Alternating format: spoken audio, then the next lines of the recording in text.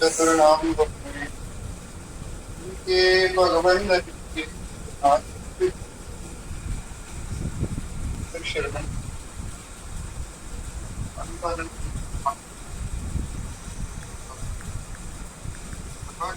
की बात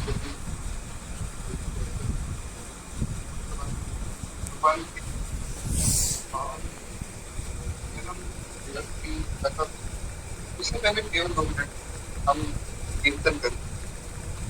बड़ा प्यारा भाव है वृंदावन की रति को मन ही मन आप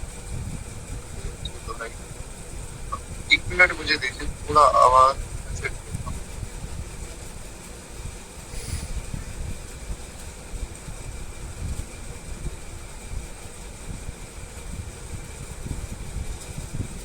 जी, तो अब देखिए, अब मेरी आवाज आ रही है आपसे।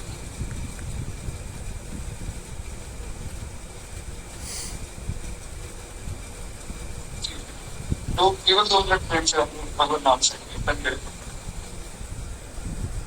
जय राधे राधे।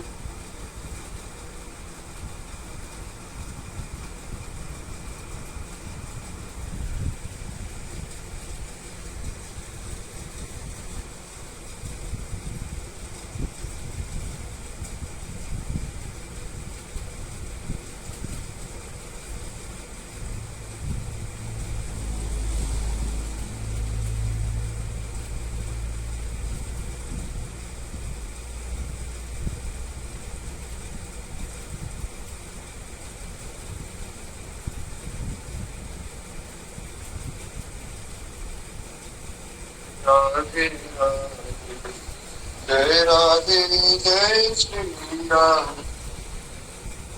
जय राधे जय राधे राधे जय राधे जय श्री राधे। जय कृष्ण जय कृष्ण जय कृष्ण जय श्री कृष्ण। जय राधे राधे जय राधे जय श्री राम। जय कृष्ण जय कृष्ण जय श्री कृष्ण। गोविंद जय जय गोपाल जय गोविंद जय जय गोपाल जय राधा रमण कृष्ण राधा रमण गोविंद जय गोपाल जय गोविंद जय गोपाल जय राधा रमण गोविंद जय श्री राम जय जय रसिकेश जय जय श्री राम जय जय रसिकेश जय जय सीतारमण राम रघुनाथ जय गोविंद जय जय गोपाल जय राधा रमण हरि गोविंद जय हरिचरणम। तो आज के इस पावन अवसर पर हम लोग 2 कथाएं प्रमुख रूप से सुनने वाले।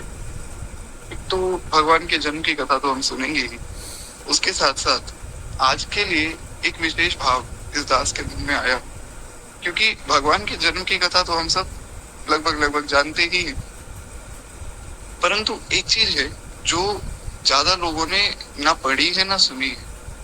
श्रीमद् भागवत महापुराण में जब भगवान का जन्म हुआ, अनंत कोटि ब्रह्मांड नायक भगवान जब प्रगटे, तो उस वक्त सब देवताओं ने उस समय से पहले माँ देवकी के गर्भ में जब ठाकुर जी थे, तब देवताओं ने भगवान की स्तुति की है, और वो स्तुति बड़ी अद्भुत है।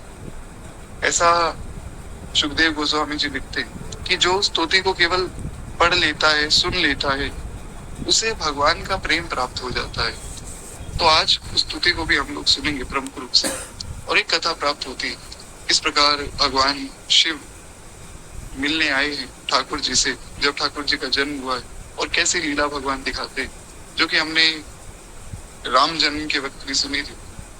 तो वो कथा बड़ी अद्भुत है, वो भी हम प्रमुख रूप से सुनेंगे। जुग जुग जीवे रे यशोदा मैया तेरो ललना, बड़ा अद्भुत भाव है। तो खैर एक बार प्रेम से बोलिए भक्त वत्सल भगवान की जय। जय जय श्री राधे श्याम।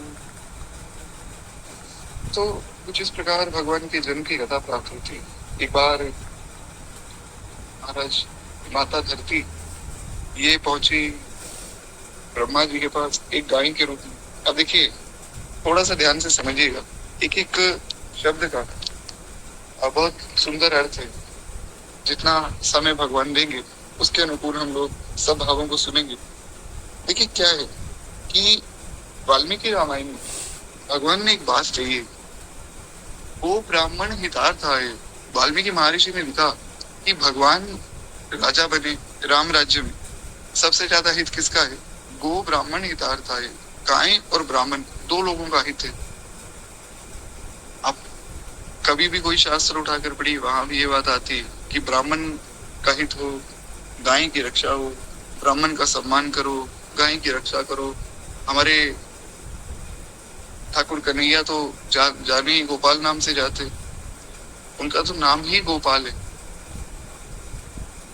तो गाय में और ब्राह्मण में ही ऐसा विशेष क्या है जो बाकी सब में नहीं? कुछ लोग थोड़ा गलत भाव भी समझ लेते हैं कि महाराज ये तो सब ब्राह्मणों की लिखी हुई बातें हैं, ताकि अपनी महिमा को वो लोग बढ़ा चढ़ा के दिखा सके। पर ऐसा नहीं, ये बात समझनी होगी।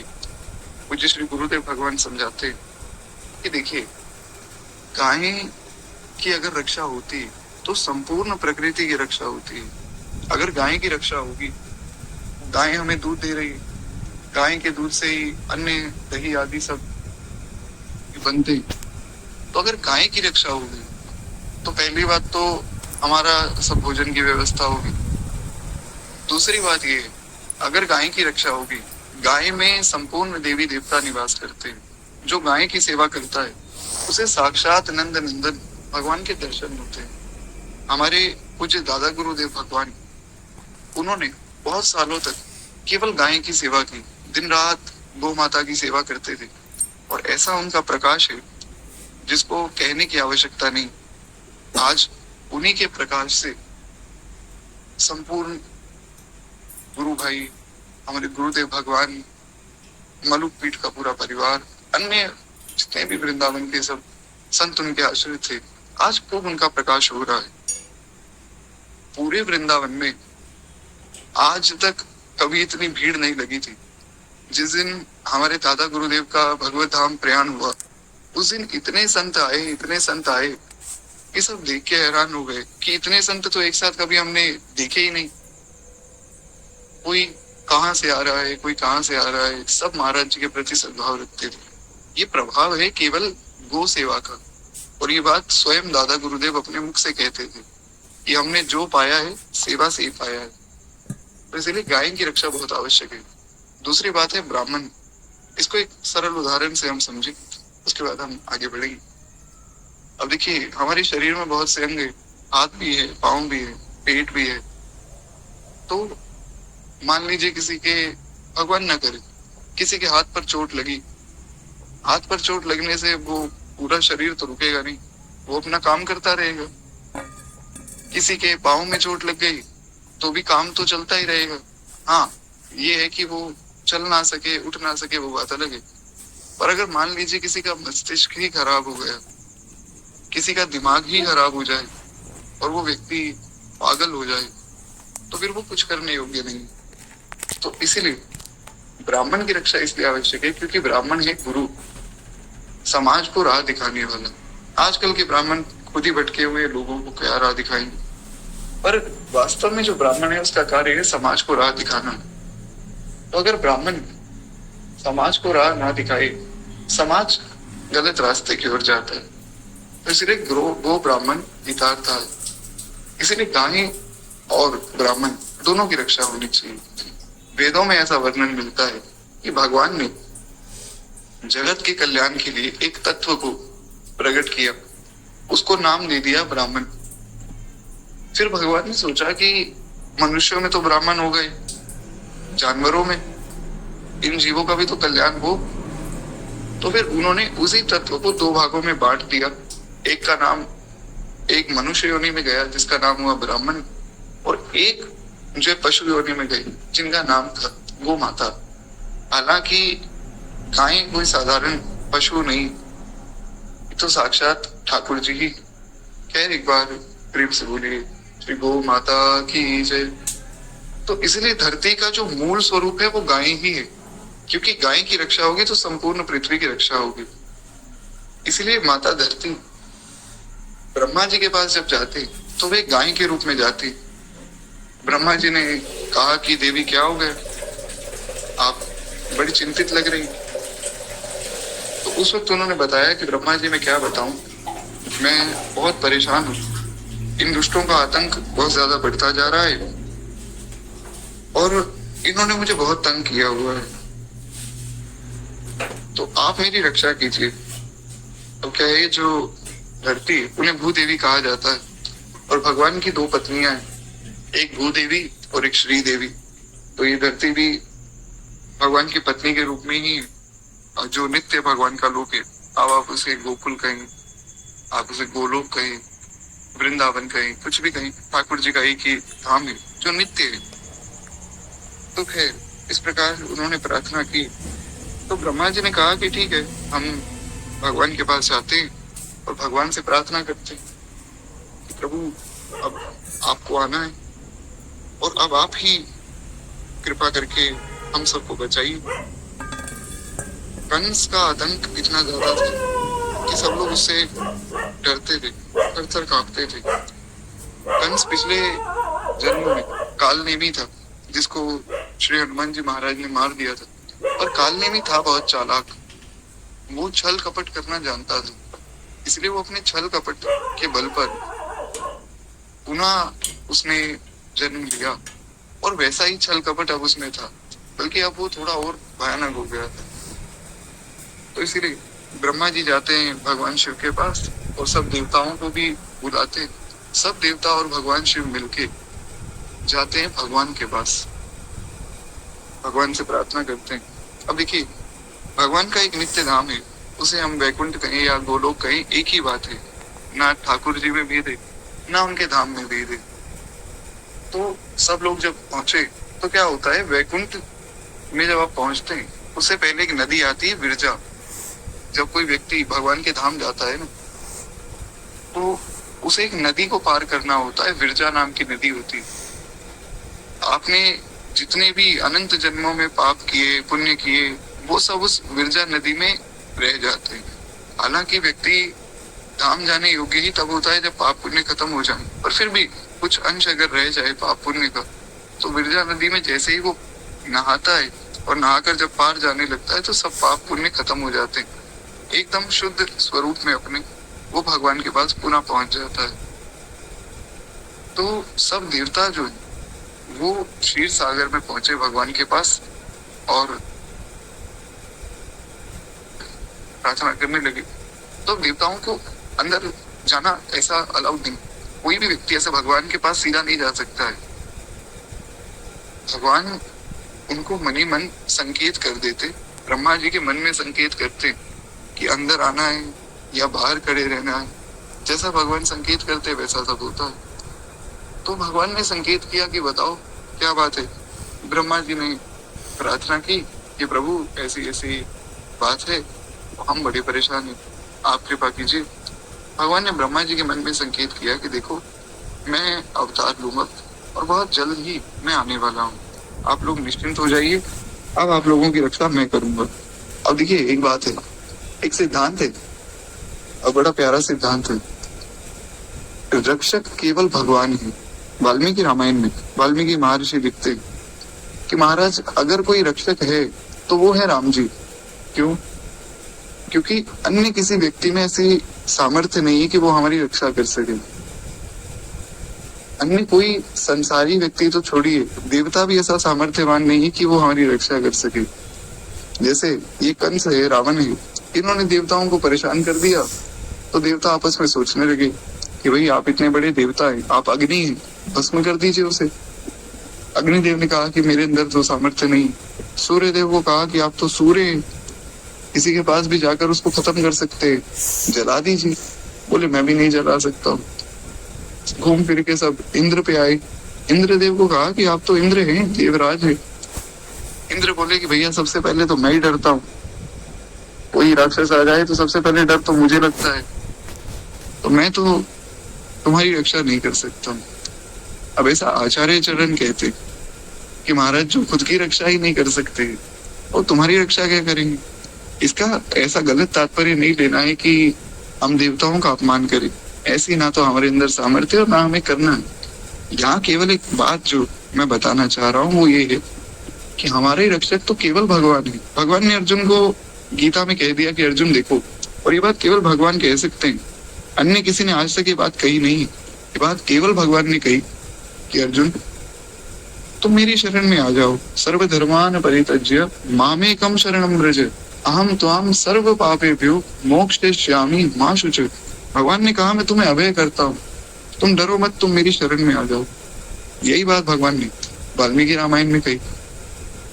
सक्रदेव प्रपन्नाय तवास्मीति च याचते अभयम सर्वभूतेभ्यो ददात्मे तद्व्रतम मम। अभयम सर्वभूतेभ्यो, जो एक बार आकर कह देता है हे नाथ, हे मेरे नाथ, मैं आपकी शरण में हूँ, मेरी रक्षा कीजिए, मैं उसे संसार से अभय कर देता हूँ। संसार तो छोड़िए, हमारे गुरुदेव भगवान यहाँ तक कहते हैं, एक बड़ी प्यारी उदाहरण है, एक बार प्रेम से बोलिए भक्तवत्सल भगवान की जय। बहुत ध्यान से सुनिएगा, बड़ी सुंदर उदाहरण है, कुछ गुरुदेव भगवान अपनी कथाओं में अक्सर देते हैं। वे कहते हैं कि देखो, जैसे एक मान लीजिए यहाँ पर अर्जुन प्रभु बैठे, अब इनका कोई मित्र है जो कि बहुत बड़ी पोस्ट पे एडमिनिस्ट्रेटिव सर्विसेज में, मान लीजिए वो आईपीएस आईएएस है, तो जितना उसका क्षेत्र है उतने में तो इनको कोई डर नहीं होगा। उतने में तो वो कहेगा कि भैया कोई गलत काम भी तुमसे हो गया तो कोई बात नहीं, मेरा नाम ले देना, मैं बचा लूंगा। पर अगर उसके क्षेत्र से बाहर की बात है, अब ये मान लीजिए कहीं बाहर गए मुंबई आदि में और वहां इनसे कुछ गड़बड़ हो गई, तो वहां तो वो नहीं बचा सकता है। मान लेते हैं कि इनका रिश्ता है देश के प्रधानमंत्री से, तो देश का प्रधानमंत्री देश में बचा लेगा, बाहर नहीं बचा सकता है।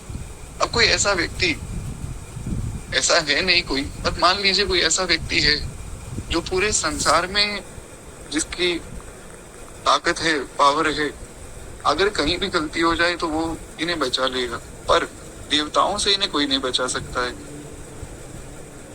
देवताओं से अगर कोई बचाना चाहे तो वो केवल देवता है, देवताओं से केवल देवता ही बचा सकते हैं। 3 प्रकार के ताप बताए गए, उनमें हम ज्यादा नहीं जाएंगे क्योंकि हमें भगवान के जन्म की कथा सुननी। उसमें एक ताप है, एक दुख है, वो है आदि दैविक, देवताओं के द्वारा दिया गया दुख। सुनामी आ गई, अर्थक्वेक आ गया, इसमें मनुष्य की कुछ नहीं चलती है। कोरोना वायरस आ गया, मनुष्य कुछ नहीं कर सकता है, तो देवताओं से इन्हें नहीं कोई बचा सकता है। मान लीजिए देवताओं की शरण में गए कि मेरी रक्षा कीजिए, देवता इनकी रक्षा तो कर देंगे, पर देवता खुद से नहीं बचाएंगे। कोई भी व्यक्ति किसी की रक्षा करता है तो उसके अंदर अभिमान होता है कि मैंने इसको बचाया है, और जिसकी रक्षा हुई है वो ये सोचता है कि देखो इन्होंने मेरी रक्षा की है तो अब इनकी बात मुझे माननी चाहिए। पर केवल एकमात्र भगवान ऐसे हैं जिनकी शरण में आप चले गए और उसके बाद फिर जैसा आप चाहें भगवान वैसा करेंगे, आपकी रक्षा तो भगवान करेंगे। हमें दीक्षा के वक्त एक बड़ी प्यारी बात मुझे गुरुदेव भगवान ने बताई थी। हमारे यहाँ वैष्णव मताब्ज भास्कर एक ग्रंथ है, हमारे संप्रदाय का, जो हर एक संप्रदाय का ग्रंथ होता है, उसमें आचार्य चरण भी बड़ी प्यारी बात कहते हैं कि जो भगवान के शरणागत हो गया उसको फिर डरने की आवश्यकता नहीं। फिर अभयम सर्वभूतेषु, फिर वो अभय हो जाए। तो केवल भगवान एकमात्र ऐसे हैं जो सबसे रक्षा तो कर ही सकते हैं, पर भगवान खुद से भी अभय कर देते हैं। भगवान खुद से भी अभय कर देते हैं, और ये सामर्थ्य केवल भगवान की ही है। इसीलिए तो पूज्य श्री हरिदास जी महाराज गाते हैं, ऐसी लाल तुझ बिन कौन करे, कौन करे। हरिदास जी कहते हैं कि ऐसी लाल तुझ बिन कौन करे, अरे नीच ऊंच करे मेरो गोविंद, काहू ते ना डरे, ना डरे। ऐसे केवल भगवान है। इसलिए सिख परंपरा में श्री गुरु नानक देव जी ने कहा कि तत्ती वाव न लगई पार ब्रह्म शरणाई, जो गिरद हमारे राम का, दुख लगे ना भाई। वे कहते हैं कि महाराज हमें तो कोई दुख लगता ही नहीं। क्यों? हमारे चौगिर्द, हमारी रक्षा करने वाले साक्षात भगवान है, और ब्रह्म शरणाई। इसलिए हमें भी अभी इसी वक्त ही अभय हो जाना चाहिए। किसी भी वस्तु का, किसी भी विषय का कोई डर हमारे मन में ना हो। डर ना हो का अर्थ ये नहीं कि हम कोई गलत काम करना शुरू कर दें। डर ना हो का अर्थ ये है कि हमें चिंता नहीं करनी है। तो भगवान ने ऐसे ही सबको अभय कर दिया। भगवान ने कहा कि आप निश्चिंत होकर जाइए, अब सब काम मेरा है, मैं जल्दी आऊंगा। अब महाराज भगवान पहुंचे निज निकुंज में। निज निकुंज में जाकर उन्होंने श्री राधा रानी से प्रार्थना की कि देखिए किशोरी जी, अब ऐसे ऐसे हमें जाना है और कंस को मारना है, तो आप भी हमारे साथ चलिए, क्योंकि आपके बिना तो हम रह ही नहीं सकते। किशोरी जी ने कहा कि प्रभु बात तो आपकी सही है, मैं भी आपके बिना नहीं रह सकती, मैं चलूंगी, लेकिन मेरी 3 शर्तें। किशोरी जी ने 3 शर्तें भगवान के सामने रखी। अब देखिए क्या है कि भाव तो बहुत है कि बहुत विस्तार किया जाए, पर अब बहुत विस्तार करेंगे तो वो 3-4 घंटे की कथा हो जाएगी। इसलिए मैं तो कुछ ग्रंथ भी सामने नहीं लेकर बैठा हूँ, जो आचार्यों से, गुरुजनों से सुना है वो सो कह रहा हूँ, क्योंकि बहुत सी बातें। तो अब थोड़ा सा सांकेतिक रूप में आप समझिए। राधा रानी ने कहा कि देखो प्रभु ऐसा है, जहाँ ये 3 चीजें नहीं होती वहां मैं नहीं जाती हूँ। बहुत ध्यान से सुनिएगा। किशोरी जी ठाकुर जी किसके घर आते हैं, ये समझने की बात है। किशोरी जी ने कहा कि पहली बात तो गोवर्धन पर्वत, जहाँ गोवर्धन जी नहीं है वहां मैं नहीं जाऊंगी। दूसरा सबसे जरूरी वृंदावन धाम, जहाँ श्री धाम वृंदावन नहीं है मैं वहां नहीं जाती हूँ। महाराज ये तो दिक्कत हो गई। अब मान लीजिए किसी को घर में भगवान को बुलाना है, तो कैसे बुलाएगा? तो यहाँ पर जो बात हो रही है ना श्री धाम वृंदावन की, वो बात हो रही है निज निकुंज भगवान का जो नित्य धाम है श्री वृंदावन। और वो जरूरी नहीं कि वो एक स्थान हो। आप ऐसा नाम जप कीजिए, ऐसा भजन कीजिए कि गुरुजनों संत जनों के प्रभाव से आपके मन में ही वृंदावन प्रकट हो जाए। वहां आकर ठाकुर जी किशोरी जी नित्य विहार करेंगे। तो गोवर्धन जी, श्री धाम वृंदावन जी और गाय माता। अब गाय आएंगी तो ग्वाल बाल भी आएंगे, ग्वाल बाल आएंगी, किशोरी जी आएंगी तो उनकी सखियां भी आएंगी। तो गाय के आते ही सब कुछ आ गया है महाराज। श्रीधाम जहाँ नाम आ गया, श्रीधाम का अर्थ ये है कि पूरा ब्रजमंडल धाम, उसमें भगवान के जितने भी श्री विग्रह हैं, उसमें भगवान की जितनी विहार स्थली है, वो सब कुछ आ गया। अब भगवान ने कहा कि अब श्रीधाम कहाँ से लेकर जाएं? किशोरी जी ने कहा कि फिर मैं तो नहीं जा सकती हूँ, आप देख लो, अगर आपको ले जाना है तो फिर तो ये 3 चीजें ले जानी पड़ेगी। भगवान ने कहा चलो ठीक है, हम अपने श्रीधाम को वहां लेकर जाएंगे। श्रीधाम अब फिर हम इस संसार में लेकर जाएंगे। और ये जो वृंदावन हम देख रहे हैं, ये साक्षात भगवान का श्रीधाम ही है। ये कोई स्थान नहीं है जैसे पंजाब है, इंदौर आदि है। ये साक्षात भगवान का धाम है। जैसे एक उदाहरण मैं देता हूँ, बस केवल 1 मिनट मुझे दीजिए।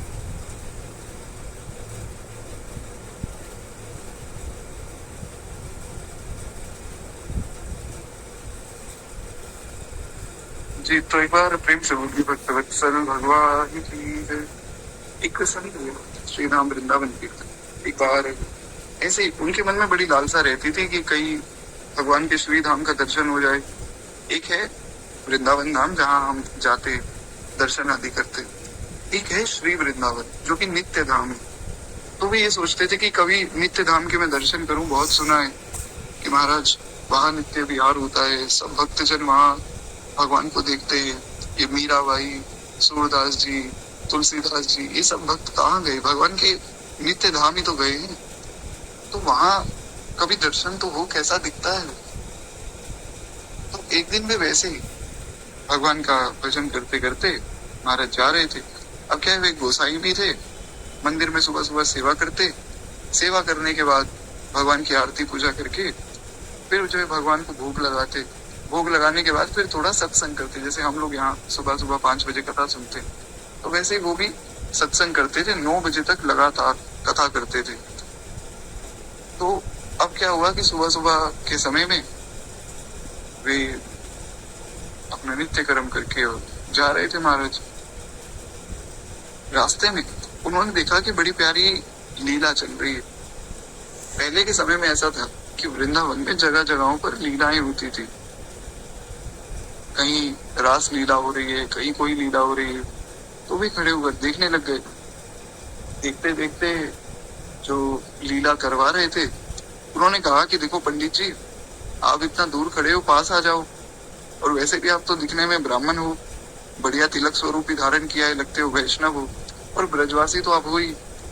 तो हमारे ठाकुर जी और किशोरी जी का जरा तिलक आदि कर दो, क्योंकि यहाँ कोई पंडित तो है नहीं, आप ही एक दिख रहे हो। तो फिर उन्होंने अपने हाथों से, जो वहां पर श्री कृष्ण बने थे और जो देवी राधा रानी बनी थी, उनको तिलक किया और उनका सब साज श्रृंगार करके उनकी आरती भी कर दी। वो प्रेम से आनंद बरसा। अब जो है वे आरती करके अपना आगे बढ़े तो उन्होंने देखा कि अचानक से वृंदावन धाम बदल गया। धाम वही है, पर जैसे तुलसी का वृक्ष लगा हुआ है। अब तुलसी जी का एक पत्ता इतना बड़ा है जैसे एक पीपल के पेड़ का पत्ता हो। उन्होंने सोचा कि इतनी बड़ी तुलसी तो कहीं नहीं देखी मैंने। तो उन्होंने वो तुलसी का एक पत्ता ले लिया कि चलो बाकी सब संतों को दिखाएंगे, पूछेंगे कि क्या है। फिर गाय को देखा। गाय का स्वरूप इतना बड़ा है जितना कभी कोई वो व्यक्ति सोच भी नहीं सकता है। लता पता सब खूब सजी हुई है, खूब आनंद बरस रहा है। उनको बड़ा आनंद आया। उसके बाद फिर वे अपने आश्रम की ओर गए। और जब आश्रम की ओर बढ़े, महाराज वहां सब लोगों ने कहा कि बाबा, आज तो ना भगवान की आरती हुई, ना पूजा हुई, और ना ही कथा सत्संग हुई। हम तो सुबह से बैठे, आप पता नहीं कहाँ चले गए। तो उन्होंने कहा कि मैं तो यही था, पास में जो है लीला हो रही है, वहां मैं दर्शन कर रहा था। किसी ने बताया कि आज तो कोई लीला है ही नहीं, लीला होती तो सबको पता लगता। बोले नहीं, देख कर आओ, दर्शन करके आओ। स्थान बताया, वहां तो कोई लीला नहीं चल रही। फिर उन्होंने कुछ जो उनके आसपास के संत थे, क्योंकि कुछ बातें होती जो एकांतिक बातें होती, उनको कहा कि देखो महाराज, आज इतना बड़ा तुलसी का वृक्ष मैंने देखा, मैंने तो कभी सोचा भी नहीं था इतना बड़ा तुलसी का वृक्ष भी होता है। तो उन्होंने वो तुलसी का पत्ता दिखाया। बोले कि बाबा, तू बावरो है गए हो, पागल हो गए हो आप, कैसी बातें कर रहे हो आप। अरे इतनी बड़ी तुलसी कहीं होती है, इतनी बड़ी गाय जितनी बड़ी आप बता रहे हो कहीं होती है, कैसी बातें आप करते हो। फिर उनको मन ही मन एहसास हो गया कि ये मैं श्री धाम में पहुंच गया था, क्योंकि ऐसा नजारा तो केवल श्री धाम में मिल सकता है। और ना तो वहां कोई लीला चल रही है, ना वहां कोई तुलसी का पौधा है, ना कोई गाय। मतलब आज भगवान ने साक्षात दर्शन दिए। बाबा खूब रोने लगे कि भगवान मेरे सामने बैठे थे, मैं तिलक कर रहा था, मैं पहचान नहीं पाया। भगवान की प्रेरणा हुई कि बाबा, आपको बताना नहीं चाहिए था, सबके सामने बात प्रकाशित नहीं करनी चाहिए थी। सबके सामने कुछ बातें नहीं बताई जाती क्योंकि लोग विश्वास नहीं करते। तो खैर, कथा तो आगे बहुत बड़ी, कभी हम अवसर मिलेगा तो सुनेंगे। हमें यहाँ यही सुनना है कि जो भगवान का नित्य धाम है और जो श्री धाम अभी है, इसमें कोई भेद नहीं। भगवान का धाम नित्य ही है, चाहे वो कोई भी धाम हो, वो श्री धाम वृंदावन हो, वो चित्रकूट हो, वो काशी हो, भगवान के सब धाम नित्य ही है। जगन्नाथपुरी में आज भी बहुत से लोगों के साथ बहुत से चमत्कार होते हैं महाराज। आप वेंकटेश बालाजी के दर्शन करने जाइए, ऐसा आनंद, ऐसा अद्भुत सुख है, ऐसा लगता है मानो साक्षात ठाकुर जी बैठे। गोविंद देव जी के अगर आप दर्शन करें, गोविंद देव जी का मुख साक्षात श्री कृष्ण का मुख है। अब इस पर भी बहुत बड़ी कथा प्राप्त होती है, जो वृंदावन के 7 ठाकुर हैं। कभी अवसर मिलेगा तो मैं आपको सुनाऊंगा, बड़ी अद्भुत कथा है। कह रही बार प्रेम से बोलिए भक्त वत्सल भगवान की जय। तो कुछ इस प्रकार भगवान ने श्री किशोरी जी को कहा कि देखो राधा रानी, आप तैयार हो जाओ, श्री धाम को हम वहां ले चलेंगे और अब हम जो सबका कल्याण करने के लिए चलते। और किशोरी जी तो किशोरी जी महाराज, सरस किशोरी वयस की थोरी, रति रस भूरी, कीजे कृपा की को श्री राधे। किशोरी जी तो बड़ी सरस है। किशोरी जी ने कहा ठीक है। अब भगवान और किशोरी जी चलने के लिए तैयार हुए। तो भगवान ने सोचा कि अब मैं किस वंश में आऊं, किस वंश में आना है ये भी भगवान खुद सोचते हैं। हमें किस घर में जन्म लेना है हमें पता ही नहीं होता है, भगवान खुद सोचते हैं। वाल्मीकि रामायण में वाल्मीकि महर्षि कहते हैं कि भगवान ने विचार किया कि मैं दशरथ जी के यहाँ पर जन्म दूंगा। ब्रह्मा जी को कह दिया कि इनके यहाँ पर मैं आऊंगा। ब्रह्मा जी ने सब तैयारियां कर दी। बस उसी प्रकार यहाँ भी हुआ है। तो चंद्रवंश में भगवान आए, क्योंकि पिछली बार जब भगवान आए थे तो सुबह का समय था और कथा हमने सुनी कि 1 महीने तक तो सूरज हटा ही नहीं। किसी को पता ही नहीं लगा कि 1 महीने से सूरज हटा ही नहीं, रात हुई नहीं है 1 महीने से। तो चंद्रमा रोते रोते आए कि प्रभु ये तो बड़ी गलत बात है, अरे सबको दर्शन दे रहे हैं, मुझे भी दर्शन दीजिए। भगवान ने कहा चलो ठीक है चंद्रमा, तुम परेशान मत हो, तुम्हारे लिए मैं 2 काम करता हूँ। एक तो मैं अपने नाम के पीछे तुम्हारा नाम जोड़ता हूँ, मेरा नाम होगा रामचंद्र। और अगली बार जब मैं आऊंगा तब मैं आऊंगा ही रात में, तुम्हारे समय में आऊंगा, तब तुम खूब प्रेम से दर्शन करना। इसलिए भगवान आए चंद्रवंश में, उनके ही वंश में और उन्हीं के समय पे। भगवान कितने कृपालु हैं, ये कहना भी असंभव है। तो चंद्रवंश में कुछ परंपरा भगवान की प्राप्त होती है। राजा चंद्र हुए, चंद्र यानी कि हमारे चंद्रमा, चंद्रमा के बाद बुद्ध हुए, आयु, नोस, ययाति, और फिर ऐसे चलते चलते, अब सबका नाम तो मुझे स्मरण में नहीं, ऐसे चलते चलते फिर आगे जो है देवमीर जी हुए। देवमीर जी के पुत्र हुए शूरसेन, शूरसेन जी के पुत्र हुए वसुदेव जी, और वसुदेव जी के पुत्र हुए हमारे भगवान श्री कृष्ण।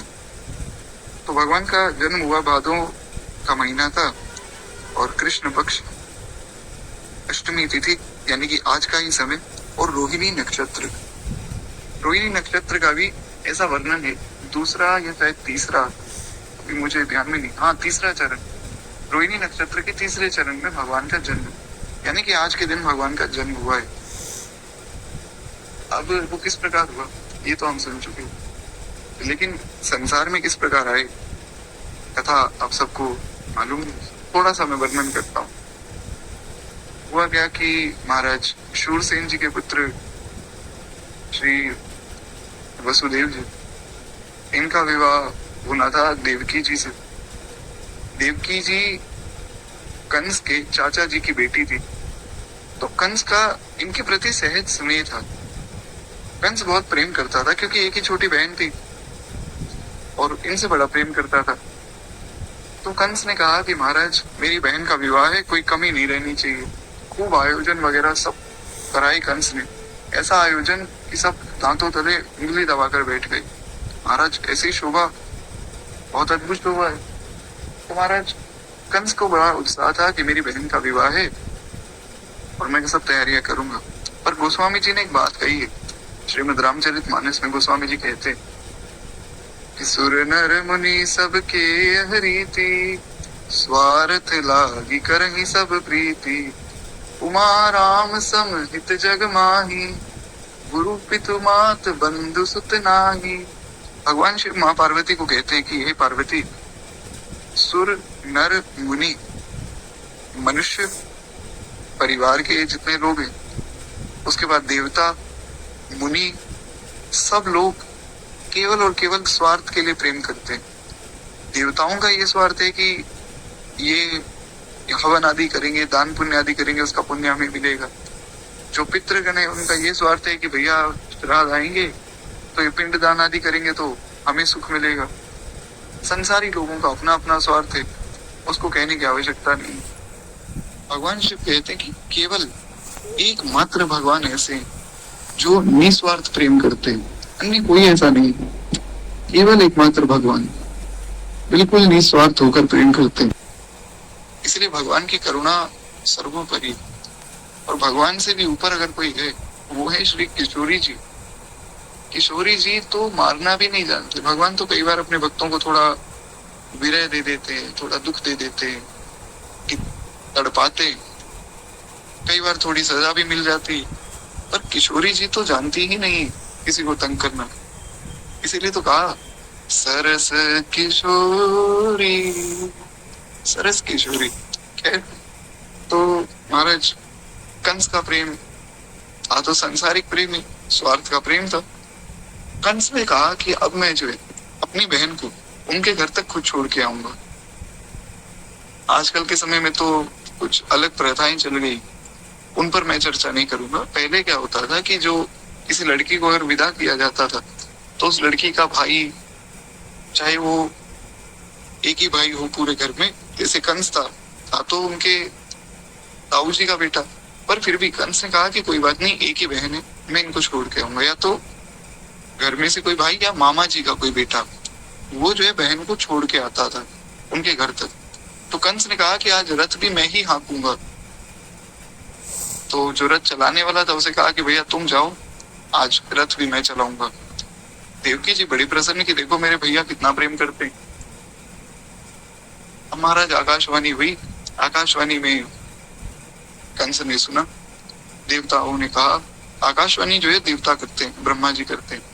तो उसमें कंस को पता लगा कि जिस देवकी को तुम इतना प्रेम करते हो और इतने प्रेम से छोड़ के आ रहे हो, इन्हीं का ही 8वां पुत्र तुम्हें मारेगा। आकाशवाणी, इससे जैसे ये बात सुनी कंस तिलमिला उठा और जाकर देवकी जी को सिर से पकड़ा और पकड़कर अपनी तलवार निकालकर खड़ा हो गया। अब टीवी सीरियल में तो कुछ गलत भी दिखा देते, पर क्या ज्यादा समय नहीं, पर फिर भी जितना है मैं थोड़ा आपको बताता हूँ। ऐसा कुछ नहीं हुआ था कि कंस ने जाकर उनको बहुत मारा और मार कर जो उन्हें कहा कि जाओ जेल में चले जाओ और तुम लोग आज के बाद मुझे अपना मुंह मत दिखाना। ऐसा कुछ नहीं हुआ। कंस ने जाते ही सीधा तलवार निकालकर उनकी गर्दन पे रख दी कि बस अब मैं इसको खत्म कर दूंगा तो इसका ना कोई पुत्र होगा, मैं बच गया। वसुदेव जी ने कंस का हाथ पकड़ा और वसुदेव जी ने वहां समझाया है।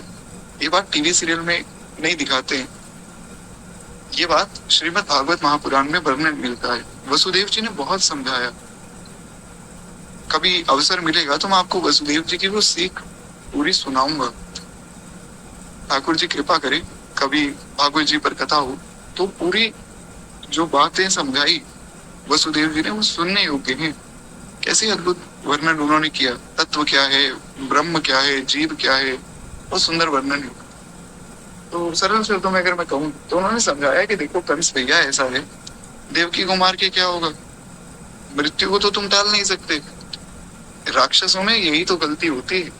राक्षस ऐसा नहीं कि बलवान नहीं है, बुद्धिमान नहीं है, राक्षसों में बहुत बल होता है, बहुत बुद्धि होती है, तप भी बहुत करते हैं, पर इनकी बुद्धि होती है देहात्म बुद्धि। ये सोचते हैं कि शरीर मेरा है और मैं शरीर का हूँ, बात खत्म। तो इसीलिए मृत्यु का जब सुनते हैं तब सामने वाले को मारने के लिए दौड़ते हैं। वसुदेव जी ने समझाया कि देखो मृत्यु आज नहीं तो कल आनी ही है, और जिस समय पे आनी है, जिस साधन से आनी है, उसी साधन से आनी है। तुम्हें अगर लग रहा हो कि तुम मृत्यु को वश में कर लोगे, संभव नहीं। इसलिए मेरी बात को मानो, देवकी को आप छोड़ दो।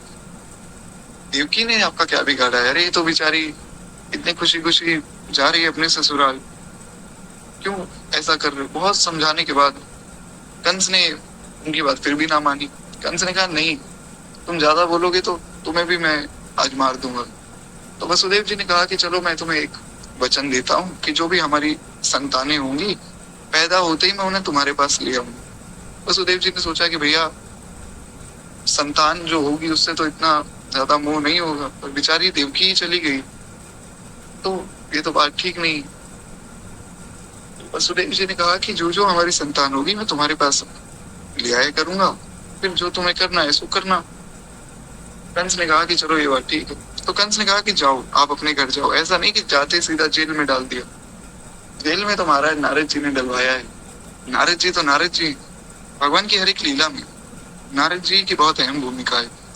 श्री नारद जी महाराज भगवान के मन के अवतार माने जाते हैं। तो हुआ क्या कि नारद जी आए, नारायण नारायण।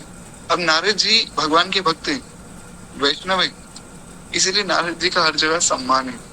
देखिए जो सच्चा वैष्णव होता है ना उसका सब सम्मान करते हैं। ज्यादा दूर ना जाएं, अभी की घटना ले लीजिए, हमारे पूज्य श्री प्रेमानंद बाबा सरकार, कोई ऐसा व्यक्ति नहीं है जो उनको गलत कहता हो। मैंने तो ऐसा कोई नहीं देखा जो प्रेमानंद बाबा के खिलाफ हो। महाराज ऐसा यश उनका संसार में फैला है, कोई व्यक्ति किसी को भी पूछ लो कि आज तुम्हारे जीवन में बदलाव, बोले बस राधा राधा नाम जपते हैं और बाबा की सब बातें सुनते हैं।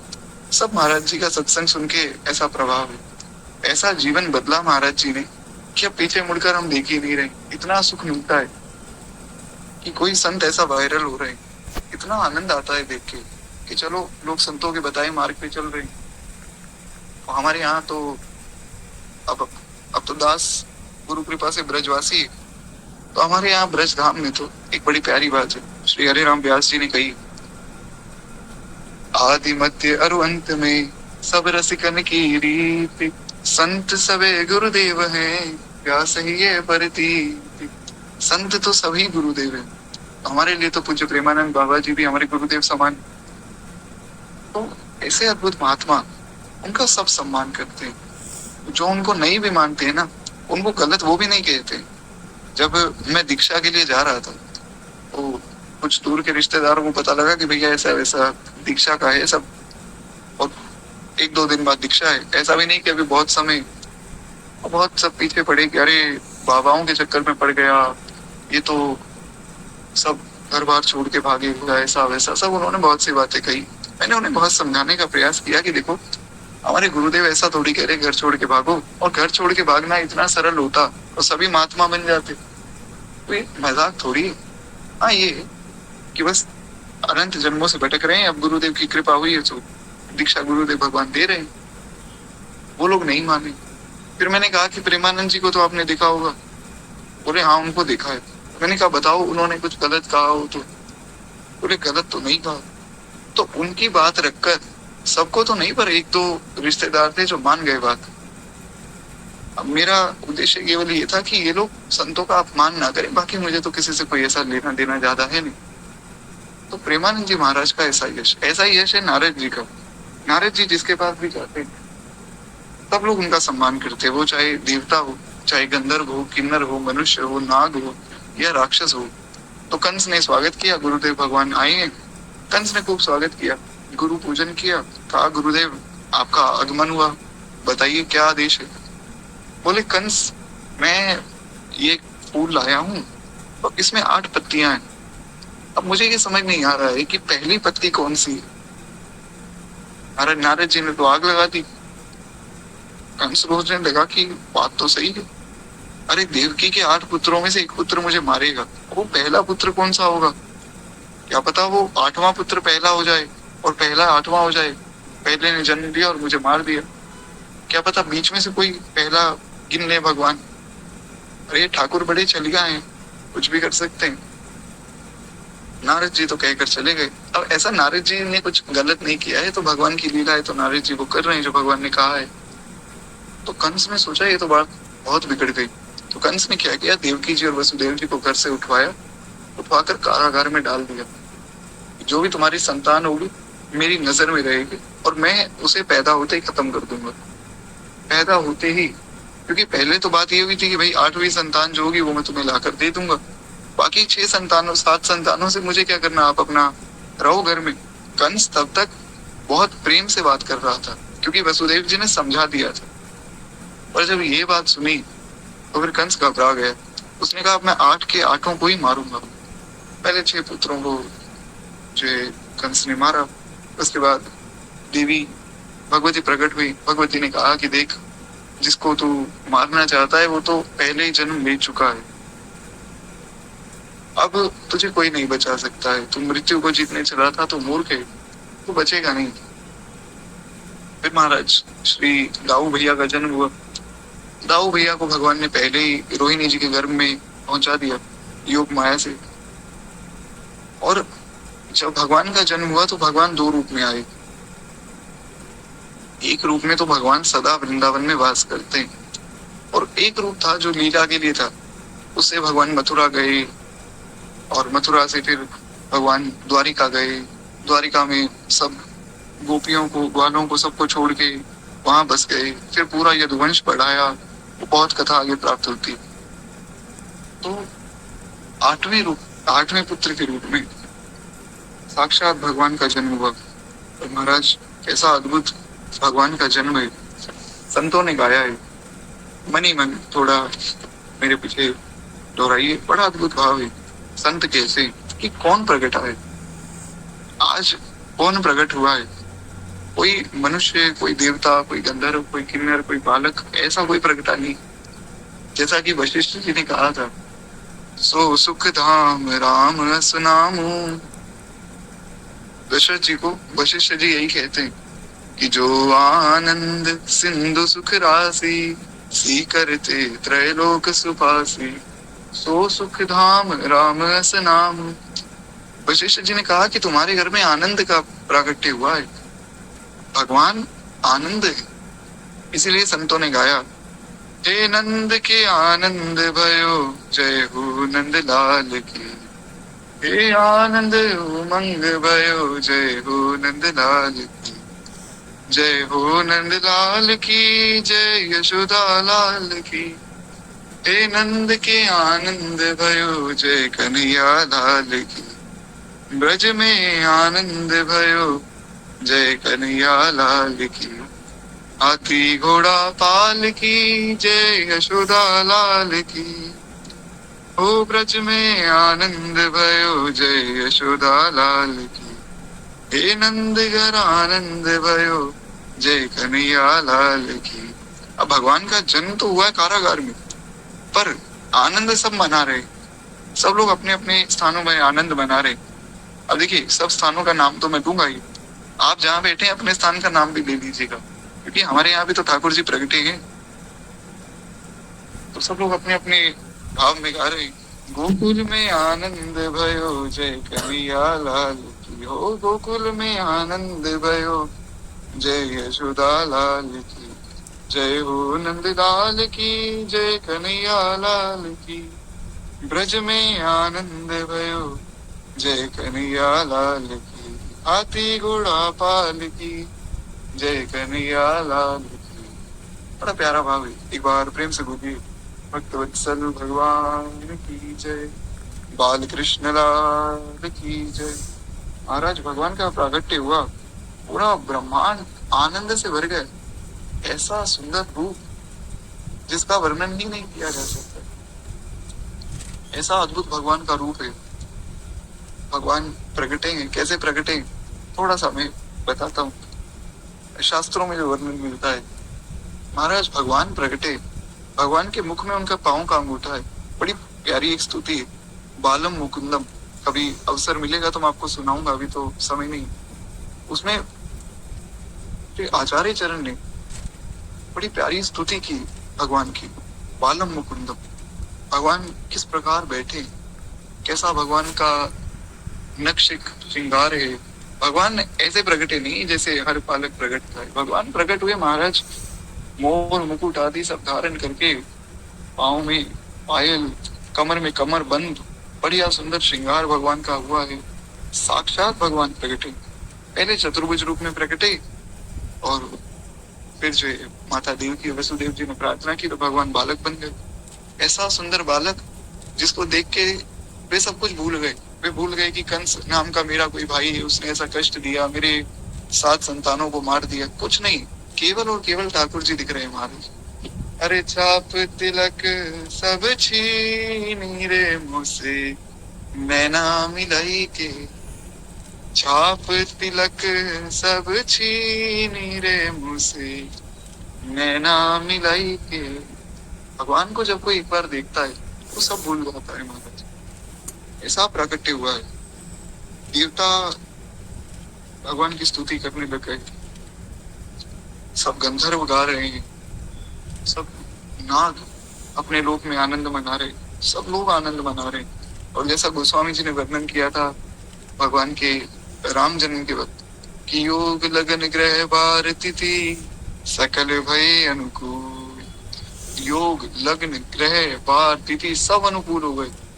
भगवान का जब जन्म होता है तो सब नक्षत्र, सब योग लग्न जितने भी हैं, अब भगवान की दया से, ना तो मैं ज्योतिष शास्त्र को ज्यादा जानता हूँ और ना ही जानने की आवश्यकता है, बस इतना समझिए जितना हमारे काम का है कि ना तो कोई ऐसा योग था, ना ऐसा कोई नक्षत्र था जो गलत दिशा में बैठा, सब अनुकूल हो गए महाराज।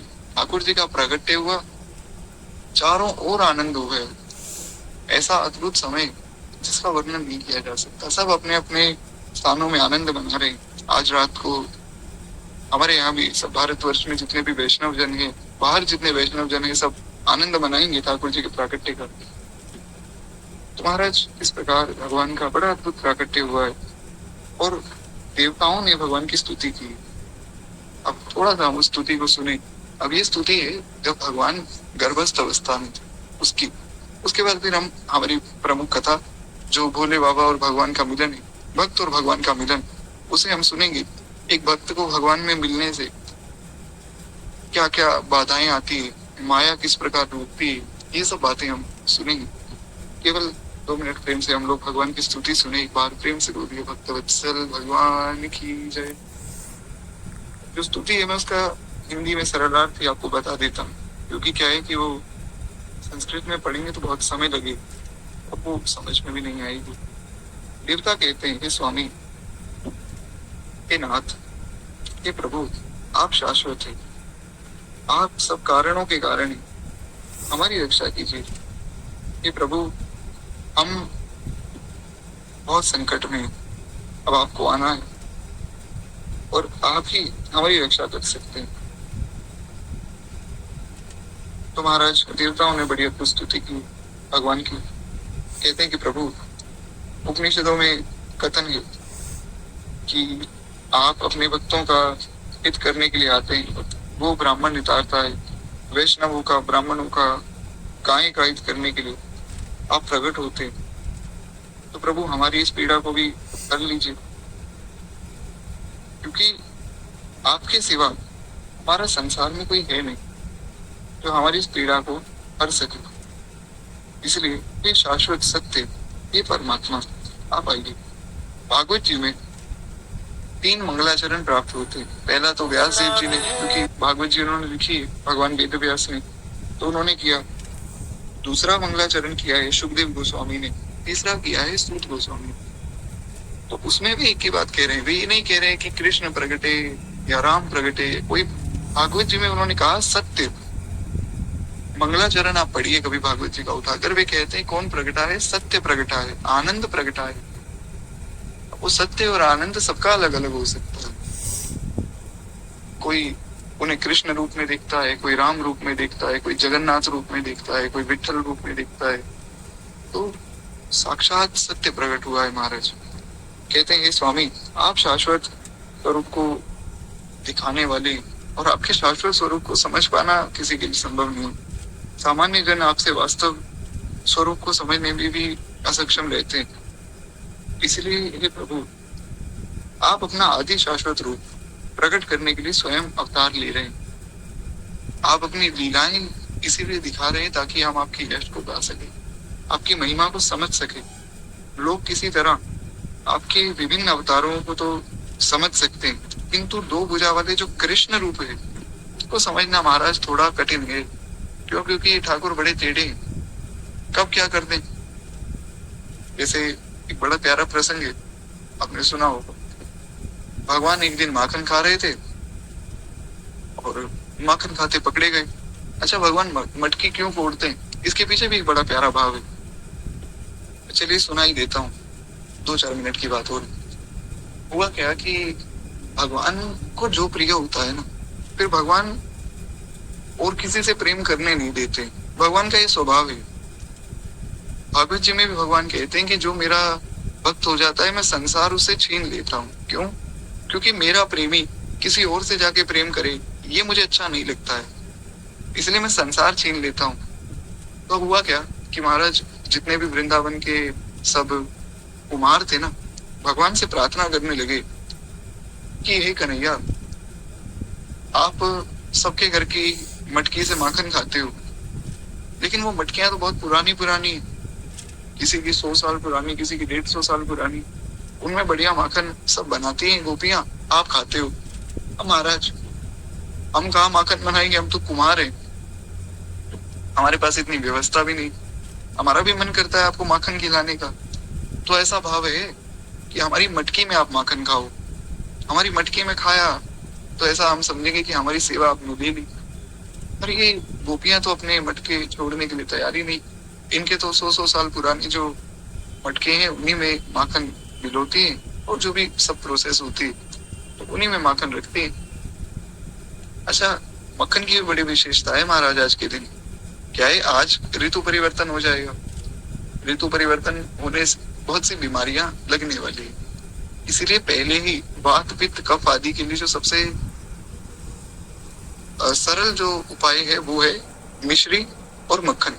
मिश्री और मक्खन अगर आप खाते हैं तो वात पित्त कफ से आप बचते हैं। इसीलिए तो आज के दिन मिश्री मक्खन का ठाकुर जी को भोग लगता है। बड़ी सुंदर व्यवस्था है भगवान की। खैर, तो सब कुमार प्रार्थना करने लगे कि हमारी भी कभी सेवा स्वीकार हो, आप हमारे मटकी में से माखन खाओ, हम भी चाहते हैं। तो इसलिए भगवान जा जाकर सब गोपियों के घर में मटकी फोड़ देते हैं। मटकी फोड़ूंगा तो नई मटकी लाएंगी, नई मटकी लाएंगे तो कुम्हारों का भाव भी रह जाएगा। भगवान कितने दयालु कि अपने हर एक भक्त की बात को रखते, हर एक भक्त की छोटी से छोटी बात को मानते हैं महाराज। तो खैर, ऐसा अद्भुत भगवान का प्रेम है भक्तों के प्रति। वही बात देवता यहाँ कह रहे हैं कि प्रभु आप जो जो लीलाएं करेंगे वो समझना असंभव है। आपके बाकी सब अवतारों की लीला को तो एक बार तो फिर भी समझा जा सकता है, पर ठाकुर कन्हैया थोड़े टेढ़े हैं, तो इनकी लीला थोड़ी टेढ़ी है महाराज। तो खैर, जैसा हम चर्चा कर रहे थे कि मक्खन खाया और पकड़े गए, तो माता यशोदा ने कहा कि तुम माखन खा रहे थे, मैंने देखा। बोले नहीं, मैं तो नहीं खा रहा था। माँ ने कहा कि नहीं, मैंने देखा है तुम माखन खा रहे थे। अब भगवान ने बात को घुमा दी। भगवान है सत्य के स्वरूप, तो झूठ भी नहीं बोल सकते और सत्य भी नहीं बोल सकते। सत्य बोलेंगे तो पकड़े जाएंगे। वो अनंत अनंत कोटि ब्रह्मांड स्वामी, जिनके सामने माया और काल थर थर कांपने लग जाते हैं, वो भगवान माता यशोदा के डंडे से डरते हैं। महाराज, भगवान ने क्या किया, बात को ही घुमा दिया। ओ मैया मोरी, मैं नहीं माखन खायो, मैया मोरी मैंने ही माखन खायो। क्या कहा, मैया मोरी मैंने ही माखन खायो। और माता को क्या सुना कि मैया मोरी मैं नहीं माखन खायो। तो ऐसे जो टेढ़े ठाकुर हैं, उनको समझ पाना बड़ा कठिन है। देवता कहते हैं कि प्रभु आपका ये शाश्वत स्वरूप भक्तों के लिए दिव्य आनंद को बढ़ाने वाला है, किंतु अभक्तों के लिए घातक है। जो अभक्त है वो महाराज बड़ी उल्टी सीधी बातें करते हैं, कहने की आवश्यकता नहीं और ना ही व्यासपीठ से वो बातें कहने योग्य। बड़ी उल्टी सीधी बातें करते हैं कि तुम्हारे कृष्ण जी भी तो ऐसे थे, ऐसे रहे, ऐसा किया। भगवान को भी लोग नहीं छोड़ते महाराज। ऐसे भी संसार में लोग एक दूसरे को तो एक दूसरे की निंदा तो कर ही रहे, भगवान की संतों की निंदा तक करते। कैसे अभागे लोग हैं। उनके लिए यहाँ पर देवता कहते हैं कि उनके लिए आपका रूप बड़ा घातक है। अब ऐसा नहीं कि भगवान उनकी बुद्धि पलट नहीं सकते। आजकल बहुत विवाद चल रहा है कि राम जी ने सीता जी को त्याग दिया, क्यों त्याग दिया, धोबी के कहने। अरे महाराज, तो खैर उसमें तो कोई सफाई देने की आवश्यकता नहीं। हमारा समय नहीं। लेकिन ऐसा नहीं कि भगवान की जो लीलाएं कि कृष्ण तो गोपियों के साथ विरास करते थे और इन्होंने ऐसा किया वैसा किया, भगवान चाहे तो इनकी बुद्धि पलट दें 1 मिनट में, पर भगवान ऐसा करते नहीं। तो भगवान ने साफ कहा है, गीता में भी कहा है, भागवत जी में भी कहा है कि जो अभक्त है उसको मेरी कथा मत सुनाओ, उससे मेरी चर्चा मत करो, क्योंकि वो खुद तो मेरी निंदा करेगा, उससे मुझे कोई फर्क नहीं पड़ेगा, बल्कि तुम्हारे मन में मेरे प्रति संशय हो जाएगा। इसलिए अभक्त से ना तो ज्यादा चर्चा करनी और ना ही ज्यादा रिश्ता रखना। कहते हैं कि प्रभु, हे कमल के समान नेत्रों वाले प्रभु, हे कमल नयन, आप शुद्ध सत्व के स्तोत्र हैं। ऐसे अनेक ऋषि हैं जिन्होंने केवल समाधि के द्वारा या आपके चरणों की वंदना करके आध्यात्मिक ध्यान के द्वारा इस तरह आपके विचार में लीन रहकर प्रकृति द्वारा उन्मत्त अज्ञान के महासागर को पार किया है। सरल शब्दों में ऐसे बहुत से ऋषि मुनि महात्मा हुए जिन्होंने आपका ध्यान करके या आपकी स्तुति करके, आपकी समाधि लगा के और इस संसार के अज्ञान को मिटा दिया। ध्यान का उद्देश्य मन को भगवान के चरणों में लगाना। हे प्रभु, ऐसा ही वरदान हमें दीजिए कि हम ध्यान करें, आपके चरणों में हमारा प्रेम बढ़े। हे स्वयं प्रकाशित, भगवान स्वयं प्रकाशित है, भगवान को कोई प्रकाश नहीं देता। गोस्वामी जी ने कहा ना कि जगत प्रकाश प्रकाशक राम। अब कोई ऐसा मत सोचेगा कि बार बार मैं गोस्वामी जी के उदाहरण क्यों दे रहा हूँ, क्योंकि महाराज रामचरितमानस में गोस्वामी जी ने सब कुछ लिखा है। भागवत जी भी इसी में ही है। राम कथा नहीं केवल रामचरितमानस, वो कृष्ण कथा भी है। जगत प्रकाश से प्रकाशक राम, सारे जगत को प्रकाश देने वाले भगवान है। विनय पत्रिका में गोस्वामी जी ने एक जगह कहा है, वो पद मुझे याद नहीं, बड़ा प्यारा पद है। उसमें गोस्वामी जी कहते हैं कि प्रभु, आप सूर्य के भी सूर्य हैं। जो हमने सुना था कि ब्रह्मा जी ने कहा भगवान को, ईश्वरा परमा कृष्ण सच्चिदानंद विग्रह अनादिरादि गोविंदा सर्व कारण कारणम। सर्व कारण कारणम का अर्थ यही है कि सूर्य के सूर्य भगवान है, चंद्रमा के चंद्र भगवान है, जल में जो शीतलता है वो भगवान है, वायु में सुगंध भगवान है, जो भगवान ने 10वें अध्याय में अर्जुन को सब कुछ बताया। तो बस वही बात यहाँ देवता कह रहे हैं कि प्रभु, आप सारे जगत को प्रकाशित करने वाले हैं, आप स्वयं प्रकाश हैं। और अगर भगवान को भी कोई प्रकाशित कर सकता है वो केवल किशोरी जी और राधा रानी। इसीलिए तो कहा जाता है हमारी माई श्यामा जू को राज, राज तो श्यामा जू को ही है महाराज। इस स्तुति तो भगवान की हो रही, पर क्या है कि किशोरी जी की स्तुति कर पाना सबके लिए संभव नहीं, इसलिए ज्यादा सब बोल नहीं पाते। गोस्वामी जी ने विनय पत्रिका में केवल 2 पद लिखे किशोरी जी की स्तुति में, उसमें भी तो बहुत छोटा सा था। तुम्हारे सबने कहा कि ये तो बड़ी गलत बात है। अरे भाई, राम जी के लिए इतने पद लिखे हैं आपने, राम नाम के लिए इतने पद लिखे हैं, किशोरी जी के लिए भी लिखते 2-4 पद तो कम से कम, हनुमान जी के लिए 12 पद, भगवान शिव के लिए 12 पद, सबके लिए इतने इतने, किशोरी जी के लिए 2 पद। गोस्वामी जी ने कहा कि देखो भैया, ऐसा है, मैंने किशोरी जी की कोई प्रशंसा तो की ही नहीं, मैंने तो केवल 2 पद में उनसे ये याचना की है कि मैं आपका बालक हूँ, आप मेरी माँ हो और मुझ पर कृपा करना। उनकी प्रशंसा करने योग्य मैं हुई नहीं, भगवान की प्रशंसा तो मैं फिर भी कर सकता हूँ। किशोरी जी की महिमा को मैं क्या गाऊं, जिसको गाते गाते ठाकुर जी थक जाते हैं, उनकी महिमा का वर्णन मैं क्या करूं। तो ऐसा अद्भुत स्वभाव श्री किशोरी जी का है। खैर, इस प्रकार सब देवता प्रार्थना करते हैं कि प्रभु, आप स्वयं प्रकाश हैं और जिन महान संतों ने आपके चरणों का आश्रय लिया है वो इस संसार सागर से बाहर हैं, और जो आपसे विमुख हैं वे सदैव इस संसार में रहकर हमेशा पछताते रहते हैं। हे प्रभु, हम सब आर्त लोगों का भी दुख हरिए। हे प्रिय भगवान, इस भौतिक जगत को सभी जीवों के कल्याण के लिए आप अपने आदि विशुद्ध रूप में, शुद्ध सत्व और सनातन रूप में प्रकट होते हैं। क्या ये स्तुति थोड़ी देवताओं ने की है, तो उसी भाषा में थोड़ा सरल शब्दों में मैं आपसे पढ़ सकता हूँ।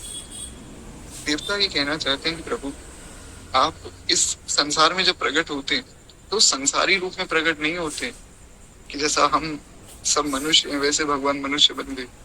भगवान दिख मनुष्य रहे, पर भगवान का रूप अभी भी अपराकृत है, भगवान का रूप अभी भी दिव्य है, जन्म कर्म च मे दिव्यम। भगवान ने गीता में कहा अर्जुन को कि अर्जुन मेरा जन्म और मेरा कर्म सब दिव्य है महाराज। तो कहते हैं कि हे प्रभु, आपके प्राकट्य का लाभ लेते हुए अब वे सभी पूर्ण पुरुषोत्तम परमेश्वर की प्रकृति एवं रूप को अत्यंत सरलता से समझ सकते हैं। जो आपके सब भक्त हैं, जो आज तक वेदों शास्त्रों को पढ़ के भटक रहे हैं कि कैसा है वो परमात्मा, कैसा है वो भगवान, अब आप प्रकट होने वाले हैं तो सब लोग समझ सकते हैं कि किस प्रकार आपका प्राकट्य हुआ और किस प्रकार आप आए, किस प्रकार लीला की। आपकी अपने भक्तों पर बड़ी करुणा है। हे लक्ष्मीपति भगवान, जो भक्त आपकी सेवा में लगे हुए हैं वे निर्विशेषवादियों की तरह अपने उच्च पद से नीचे नहीं गिरते। जैसे जो निराकार को मानते हैं वो या तो भगवान में विलीन हो जाते हैं या फिर अपने उच्च पद से पूरा नीचे गिर जाते हैं। पर जो भगवान का भक्त है उसके साथ ऐसा नहीं होता है। गोस्वामी जी ने विनय पत्रिका में एक जगह कहा है, ताते नाश न होए जीव का। जीव का कोई नाश नहीं होता है कभी भी। भगवान के भक्त का नाश नहीं होता है। भगवान का जो नित्य धाम है ना, वहां मीराबाई भी बैठी है, वहां सूरदास जी बैठे, वहां तुलसीदास जी बैठे, वहां पर करमेती दीदी बैठी, वहां पर नरसिंह मेहता जी बैठे, वहां सब भक्त बैठे महाराज। और वो उसी रूप में बैठे जिस रूप में यहाँ थे और वैसे ही सब सेवा करते हैं। सब सुंदर गान कर रहे हैं, भगवान की लीलाओं को देखते हैं। बड़ा अद्भुत दर्शन है श्री वृंदावन का। कभी श्रीधाम वृंदावन कृपा करके ऐसी सामर्थ्य दे कि श्रीधाम वृंदावन पर कुछ बोला जा सके तो कभी उस पर चर्चा करेंगे, पर उसके लिए श्रीधाम वृंदावन की कृपा बहुत आवश्यक है। खैर, एक बार प्रेम से बोलिए भक्तवत्सल भगवान की जय। तो भगवान का भक्त कभी भी उसका विनाश नहीं होता है। भगवान ने कहा ना, न मैं भक्त्या प्रणश्यति, मेरे भक्त का विनाश नहीं होता है। उसका अर्थ यही है कि भगवान का भक्त हमेशा नित्य भगवान के धाम में भगवान के पास रहता है। और हमारे यहाँ तो आचार्य चरण ने, हमारे संप्रदाय का जो ग्रंथ है वैष्णव बताब्द भास्कर, उसमें आचार्य चरण कहते हैं कि भक्त कई बार भगवान में विलीन भी हो जाता है। हमारा सबने बड़ा विरोध किया कि भाई सब जितने संप्रदाय हैं वो तो कहते हैं कि भक्त भगवान में विलीन नहीं होता और एक आप अलग बात कह रहे हो। तो श्रीमदाद्य रामानंदाचार्य भगवान साक्षात जो कि भगवान ही, उन्होंने कहा कि देखो मैं जो कह रहा हूँ उस बात को समझो। जीव भगवान में विलीन हो जाता है। एक अर्थ ये है जैसे भगवान को पीताम्बर ओढ़ना है, पीले वस्त्र पहनते भगवान, तो भक्ति ही पीताम्बर बन जाता है, भक्ति उनकी बांसुरी बन जाता है, वो भक्ति उनकी गले का हार बन जाता है, भक्ति ही कानों का कुंडल बन जाता है। ये है उस दिव्य अपराकृत वृंदावन का आनंद। भक्ति ही भगवान की सेवा में ऐसा लग जाता है कि पीताम्बर भी वो बन गया, कमरबंद भी वो बन गया, कुंडल भी वो बन गया, सब कुछ भक्त ही बन गया। ये है वहां का आनंद। ऐसा आनंद, ऐसा आनंद जिसका वर्णन ही संभव नहीं महाराज। तो कहते हैं कि प्रभु भक्तगण आपके द्वारा रक्षित होकर मुक्ति के मार्ग में बाधक माया को समाप्त कर देते हैं। हे प्रभु, आप जीवों के लाभ के लिए अपने दिव्य शाश्वत रूप को प्रकट करते हैं जिससे वो आपका साक्षात दर्शन कर सके। और वेदों के अनुष्ठानों और योगिक ध्यान आदि जितनी भी सब विधि उससे आपको पाना बहुत कठिन है। भगवान को वेदों से और यज्ञों से इनसे नहीं पाया जा सकता। इनसे आप वर पा सकते हैं, पर भगवान को तो वही पा सकता है जो भगवान से प्रेम करता है। राम ही केवल प्रेम प्यारा उपजा। महाराज शूर्पणखा का ऐसा भगवान के प्रति प्रेम था, इस शूर्पणखा का पूरा कुल खत्म हो गया, पूरा परिवार खत्म हो गया। अब शूर्पणखा को सोचना चाहिए कि भाई अब मैं इनके पीछे क्यों पड़ूं, इन्होंने तो मेरे पूरे कुल को ही खत्म कर दिया, पूरे खानदान को मार दिया। पर भगवान का रूप इतना सुंदर है कि शूर्पणखा फिर से तपस्या में बैठ गई। ब्रह्मा जी ने कहा कि बताओ क्या चाहिए, बोली कि वो जो राम जी है उनसे विवाह करा दो। ब्रह्मा जी ने कहा कि देखो इस लीला में तो उन्होंने एक पत्नी व्रत धारण किया है, तो आप ऐसा करो अगले बार जब भगवान आएंगे तब आप कुब्जा बन के आओगे, ऐसा मेरा आपको वरदान है। उस वक्त भगवान आपको अंगीकार करेंगे। अब इस भाव से थोड़ा कुछ लोग गलत भाव भी लगा लेते कि देखिए मिथिला में जो है भगवान श्री सीताराम जी की कोई ऐसी रास विहार नहीं होती है, कोई उनका माधुर्य रस नहीं है। ये चीज बहुत गलत है। भगवान के रूपों में भेद करना, भगवत रूपों में भेद करना बहुत गलत बात है। ऐसा नहीं। हाँ, ये जो रस है ये बहुत कम लोगों को मिलता है। मिथिला के बहुत कम रसिक हैं ऐसे जिनको ये रस प्राप्त है। श्री चंद्रकला सखी, जैसे हमारी राधा रानी की प्रमुख सखी, प्रधान सखी श्री ललिता सखी जो है, उसी प्रकार हमारी जानकी जी की प्रमुख सखी है श्री चंद्रकला सखी। तो चंद्रकला सखी के अवतार हुए श्री अग्रदास जी महाराज, जिन्हें अग्र सखी भी कहा जाता है। इन्होंने बहुत विस्तार में वर्णन किया है। कभी अवसर मिलेगा तो हम चर्चा करेंगे। रस चर्चाएं सबके सामने नहीं होती। कहने का आशय ये है कि महाराज, जैसा वहां गोस्वामी जी ने बताया कि भगवान जब आते हैं अपने भक्तों का उद्धार करते हैं और अपने शाश्वत स्वरूप में प्रकट होते हैं, पर वेदों अनुष्ठानों से नहीं जान सकते कोई में। बस उसी प्रकार यहाँ पर भी वो बात है कि भगवान को वेदों अनुष्ठानों से नहीं जाना जा सकता है। तो महाराज, उसने अनुष्ठान तो किया शूर्पणखा ने, पर उससे भगवान नहीं मिलते। तो इसलिए ब्रह्मा जी ने कहा कि मैं वरदान देता हूँ। ब्रह्मा जी भक्त है, उनका वरदान मिला तो अगले जन्म में भगवान मिले। अब वो शूर्पणखा बनी कुब्जा। कुछ लोग ऐसा कहते हैं कि महाराज शूर्पणखा आगे उसने वंश बढ़ाया, उसके वंश से सब जो ये मुस्लिम लोग हैं ये प्रकट हुए और ये कुछ समय बाद ऐसे ऐसे खत्म हो जाएंगे, फिर सनातन धर्म की ध्वजा लहराएगी। भगवान जाने कितनी सच्चाई है इस बात में, शास्त्रों में तो इसका कोई वर्णन है नहीं। खैर, तो महाराज श्री भगवान ने जब कुब्जा को देखा, अब कुब्जा भगवान के लिए एक बहुत सुंदर चंदन लाई तो कंस के लिए थी। कंस के दरबार में वो चंदन लेकर जा रही थी। भगवान ने देखा, भगवान ने कहा कि अरे तुम इतनी सुंदर हो, तुम ये चंदन लेकर कंस के दरबार में जा रही हो, क्या कंस की सेवा करती हो क्या? बोले हाँ, मैं कंस के यहाँ सेवा तो करती हूँ, पर मैं इतनी सुंदर हूँ, कैसी बात कर रहे हो? अरे मैं तो बहुत कुरूप हूँ, मुझे तो सब लोग दिन भर कुरूप कहकर चिढ़ाते हैं, मेरा अपमान करते हैं। ठाकुर जी ने कहा कि अरे सखी, तुमसे सुंदर तो संसार में कोई है ही नहीं, तुम तो सबसे सुंदर हो। पूजा की आंखों में आंसू आ गई कि कैसी बात करते हो, सबसे सुंदर तो आप हैं। भगवान ने कहा नहीं, तुमने शायद अपने आप को भी देखा नहीं। भगवान उनके पास गए, एक हाथ उनकी ठोड़ी पर लगाया, एक हाथ पीठ पर रखा और उसको उठाया। जैसे उठाया, इतनी सुंदर स्त्री प्रकट हुई, वो सब कुरूप खत्म हो गए। ऐसा अद्भुत स्वरूप पूजा का प्रकट हुआ जिसका वर्णन नहीं किया जा सकता है। तो जिनमें ऐसी करुणा है, भक्तों पर जो ऐसी कृपा करते हैं, ऐसे श्री भगवान, उनके बारे में देवता कहते हैं कि प्रभु आपको केवल प्रेम से जाना जा सकता है। राम ही केवल प्रेम प्यारा। कहते हैं हे भगवान, यदि आप अपने सत्य चित्त आनंद रूप में जो आपके पद के बारे में सभी प्रकार से मन गढ़ंत अविद्या को दूर करने वाला है ना प्रकट होते, तो लोगों को कैसे पता लगता कि आप कैसे हैं, किस प्रकार की आपकी लीला है, आपको कैसे पा सकते हैं। तो इस प्रकार देवताओं ने बहुत सुंदर स्तुति की। अभी तो मैंने आपको बहुत शॉर्ट में सुनाई है, क्योंकि क्या है कि भगवान की पूरी स्तुति बहुत बड़ी है। वो तो 5-7 दिन लेके आराम से अगर स्तुति की जाए तब आनंद आए।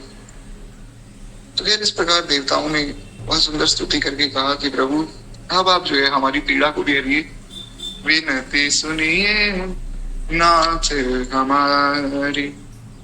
तो इस प्रकार भगवान प्रकट हुए देवकी जी के गर्भ में।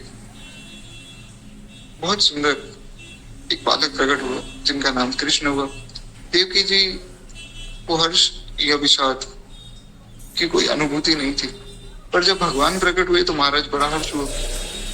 भक्त के मन में कोई ऐसा ना तो किसी बात का दुख होता है, ना किसी बात की बहुत खुशी होती है, पर भगवान की कोई लीला हो उसमें तो महाराज खुश होना बनता ही है, उसमें तो हमेशा प्रसन्न रहना चाहिए। तो खैर, इस प्रकार भगवान का महाराज जन्म हुआ। एक छोटी सी कथा हम और सुने कि किस प्रकार हमारे भोले बाबा भगवान से मिलने आए। उस कथा को सुन के वाणी को विश्राम देंगे। कथाएं तो बहुत सी, पर एक बड़ा सुंदर विचार है, सोचा था जन्माष्टमी के दिन आप सबको एक साथ ही बता दूंगा। अब देखिए, हमारी रामचरितमानस की कथा पूर्ण होने वाली, जो लोग डेली कथा में आ रहे हैं उनको पता होगा कि भरत जी का चरित्र शुरू होने वाला है। और हमने यही सोचा था कि भरत जी के चरित्र तक इस बार सुनेंगे, क्योंकि एक बार तो रामायण पूरी हो गई, तो भरत जी का चरित्र जैसे ही पूर्ण होगा उसके बाद कुछ समय का कथा में विश्राम होगा। उसके लिए मैं क्षमा प्रार्थी हूँ, क्योंकि उस समय मैं यहाँ हुई नहीं, उस समय मुझे बाहर जाना पड़ेगा, मेरे सीए के एग्जाम है, तो वहां मैं कथा कर नहीं पाऊंगा। नहीं तो मैं कथा कर देता, पर वहां संभव नहीं। तो जब वो विश्राम होगा उसके बाद जो कार्तिक मास की कथा होगी, जो हर साल होती है, कार्तिक मास की कथा के बाद ऐसा विचार है मेरे मन में कि या तो हम भक्तों का चरित्र शुरू करेंगे, या फिर भगवान की जो बाल लीलाएं श्री कृष्ण रूप की वो शुरू करेंगे। बहुत सी ऐसी सबकी प्रार्थनाएं आती कि आप तो राम कथा सुनाते रहते हो, कभी कृष्ण कथा सुनाते नहीं। मेरी भी मजबूरी, मैं तो ये सोचकर रामायण शुरू की थी मैंने, रामचरितमानस की। रामचरितमानस सबसे सरल है, इसको समझना, इसको पढ़ना कोई भी पढ़ सकता है, कोई भी समझ सकता है। लेकिन इसका ये अर्थ नहीं कि हम हमारे ठाकुर कन्हैया जी की बात नहीं करेंगे। अब तो दास भी ब्रजवासी हो गए, अब तो करनी पड़ेगी। तो या तो भगवान की बाल लीलाएं पहले शुरू कर देंगे, या भक्त चरित्र पहले शुरू कर देंगे, करेंगे दोनों ही। अब वो देखेंगे कि किस समय पे क्या व्यवस्था होती है, तो हम तब शुरू करेंगे। उस वक्त फिर भगवान की बाल लीलाओं को खूब विस्तार में सुनेंगे। खैर, एक बार प्रेम से बोलिए भक्त वत्सल भगवान की जय। अब एक छोटी सी कथा हम सुने कि किस प्रकार हमारे भोले बाबा आए भगवान से मिलने। भगवान शिव को पता लगा कि महाराज ठाकुर जी का अवतार हो गया। भगवान शिव गए मिलने कि चलो ठाकुर जी से मिल के आए, दर्शन करके आए। भोले बाबा पहुंच गए। पहुंचे तो उन्होंने देखा कि सब लोग दर्शन करके जा चुके थे, क्योंकि पिछली बार जब पहुंचे थे, राम जी का जन्म हुआ था, तो सारा अयोध्या नगर, अयोध्या तो छोड़िए, आसपास के जितने गांव के लोग थे सब लोग भगवान से मिलने आ रहे हैं। तो पिछली बार की कथा तो हमने सुनी थी, काकभुशुंडी जी के साथ भगवान शिव आए और भगवान ने कितना उन्हें तड़पाया दर्शन देने के लिए। तो शिव जी ने इस बार सोचा कि देखो ऐसा है, हम जाएंगे पर इस बार लेट जाएंगे, भाई सबको दर्शन हो जाए, उसके बाद फिर आराम से दर्शन करेंगे। तो भगवान शिव जब पहुंचे, सब दर्शन करके अपना जा चुके थे, भोले बाबा पहुंचे। अब भोले बाबा का स्वरूप तो महाराज वैसे ही बड़ा अद्भुत है। दूल्हा दिगंबर भीष भयंकर। हमने भोले बाबा के विवाह में सुना था कि उनका स्वरूप कैसा है। गले में मुंडों की माल है, शरीर में भस्म रमाए हुए हैं, गले में सांप लौट रहे हैं, मृग की छाल पहनी हुई है, ऐसा भयानक स्वरूप। तो महाराज पहुंचे और माता यशोदा को आवाज लगाई कि मैया ने अपने लाल को दर्शन तो कराए थे। माता यशोदा तो देखकर ही डर गई। माता यशोदा ने कहा कि बाबा तुम कहाँ से आए हो? बोले मैं बड़ी दूर से आया हूँ। मैया ने कहा कि न तो को तो दर्शन ना हुए। भगवान ने कहा अरे ये क्या बात हुई, अरे सबको दर्शन दिया, मुझे भी दर्शन करवाओ। मैया ने कहा कि देखो ऐसा है, हमारो लाला छोटो सो तो लाला है, और तुम्हारो इतना भयंकर रूप तो देख के डर जाएगो। भगवान शिव ने कहा अरे नहीं नहीं ऐसा नहीं है, वो मेरा रूप ही ऐसा है, लेकिन इसको देख के कोई डरता नहीं है। अरे मेरे रूप को देखकर तो सब प्रसन्न होते हैं। माता यशोदा ने कहा कि तुम एक बात बताओ, अरे तुम्हें देखकर मैं डर गई, तो वो तो बेचारा छोटा सा बालक है, अभी तो जन्म हुआ है उसका, डर जाएगा, तुम मेरी बात को मानो। अच्छा ये कथा तो खैर आप सबको पता ही होगी कि भगवान का जब जन्म हुआ कारागार में, भगवान ने वसुदेव जी को आज्ञा की कि आप जो है हमें गोकुल में छोड़ आइए और नंद भवन में हमें छोड़कर आइए, ये हमारी आज्ञा है। तो उसके बाद उनकी बेड़ियां सब खुल गई, जितने सैनिक थे सब सो गए। तो उन्होंने एक टोकरी में भगवान को बैठाया और वे ले गए यमुना जी में। महाराज जल का असीम प्रवाह था, लेकिन फिर भी वसुदेव जी जा रहे हैं, बहुत तेज बारिश हो रही है, और जो भगवान के शेष नाग है उन्होंने भगवान को ऊपर से ढक लिया। वसुदेव जी वहां भगवान को छोड़कर आए और वहां से वापिस आ गए महाराज। और वहां जो सुबह सुबह जब भगवान कृष्ण की बुआ जी ने, सबसे पहले भगवान कृष्ण की बुआ जी ने देखा कि अरे यशोदा जी ने लाला को जन्म दिया, कि ब्रज में है रही जय जयकार, नंद घर आनंद आयो है, नंद घर आनंद आयो है, यशोदा ने लाला जायो है, ब्रज में है रही जय जयकार, नंद घर आनंद आयो है, ब्रज में है रही जय जयकार, नंद घर आनंद आयो है। तो ये कथा तो खैर आप सबने सुनी होगी। तो इस प्रकार भगवान जब वहां आ गए तो वहां फिर उन्होंने सबको दर्शन दिया। ऐसा मत सोचेगा कि देवकी जी के यहाँ दर्शन दे रहे, वहां से तो भगवान आ गए पहले दिन। अब इसके पीछे भी बहुत बड़ी कथा प्राप्त होती है, वो वैसे तो मैं सुना चुका हूँ, पर जो नए लोग जुड़े कभी मैं आपको विस्तार में सुनाऊंगा कि पिछले जन्म में देवकी जी कौन थी, वसुदेव जी कौन थे, पिछले 3 जन्मों की कथा क्या है। बड़ी गुप्त कथा है, कभी हम सुनेंगे विस्तार में। है तो महाराज माता यशोदा ने कहा कि देखो बाबा ऐसा है कि तुम्हें तो दर्शन नहीं होंगे, तुम्हें कुछ चाहिए, तुम्हें दूध दही माखन मिश्री धन कुछ चाहिए तो बताओ, तुम्हें मैं दे देती हूँ। बाबा ने कहा कि मैया कैसी बात कर रही हो, अरे हमें क्या चाहिए, अरे हम संसार को देने वाले, हमें क्या चाहिए, हमें तो तुम्हारे लाला को दर्शन कराए दो। मैया ने कहा दर्शन तो नहीं होंगे। भोले बाबा महाराज मनी मन सोच रहे हैं, ठाकुर जी को कह रहे हैं मनी मन कि देखो आप ये ठीक नहीं कर रहे हो। अरे पिछली बार मैं आया था तब दशरथ जी के महल में इतना हमें धक्का लगा कि हम बाहर जा गिरे, तब तो मेरे साथ मेरा चेला काकभूषुंडी भी था, उसको बेचारे को इतना तंग किया आपने।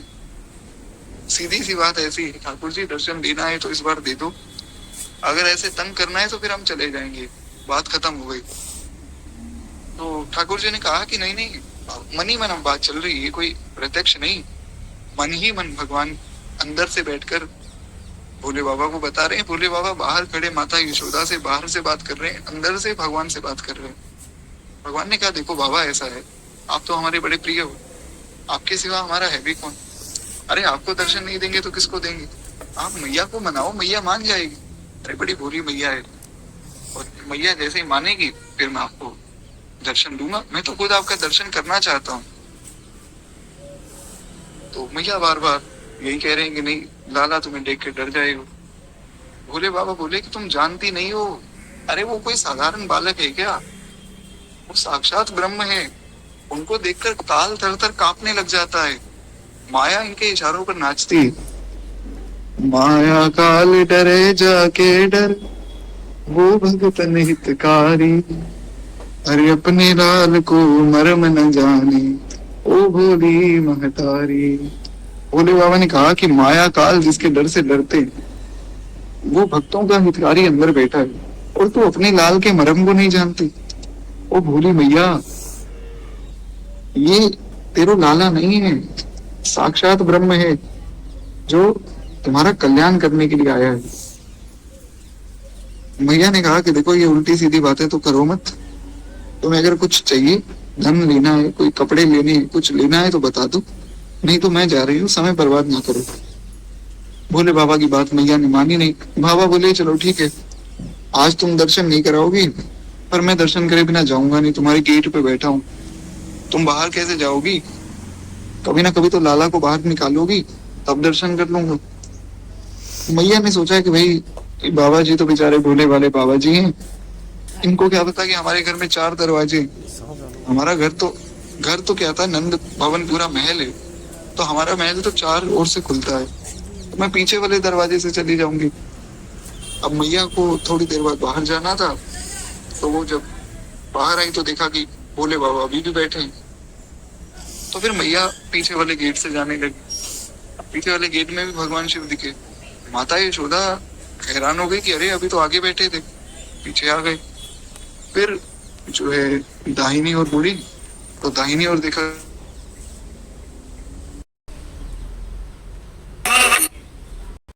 अरे ये कैसी माया है,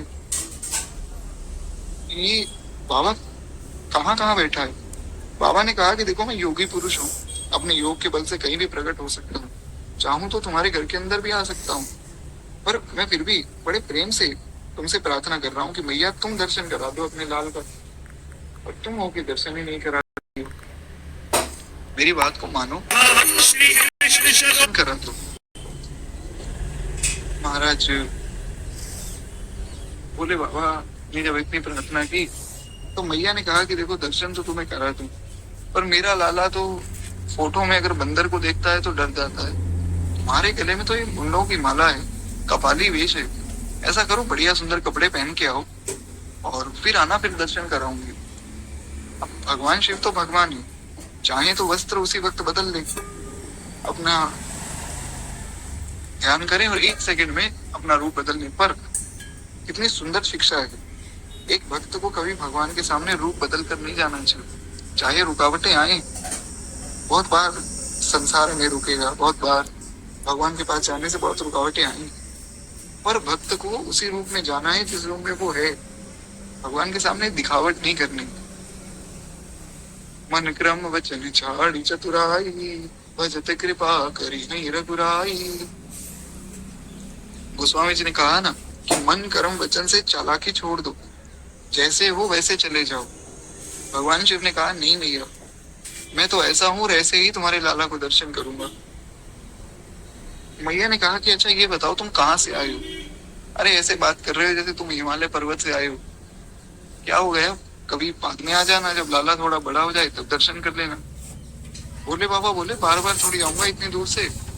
मैया ने कहा कहाँ से आए हो भैया बताओ। बोले हिमालय पर्वत से ही आया हूँ मैं, हिमालय पर्वत में मैं रहकर तप करता हूँ।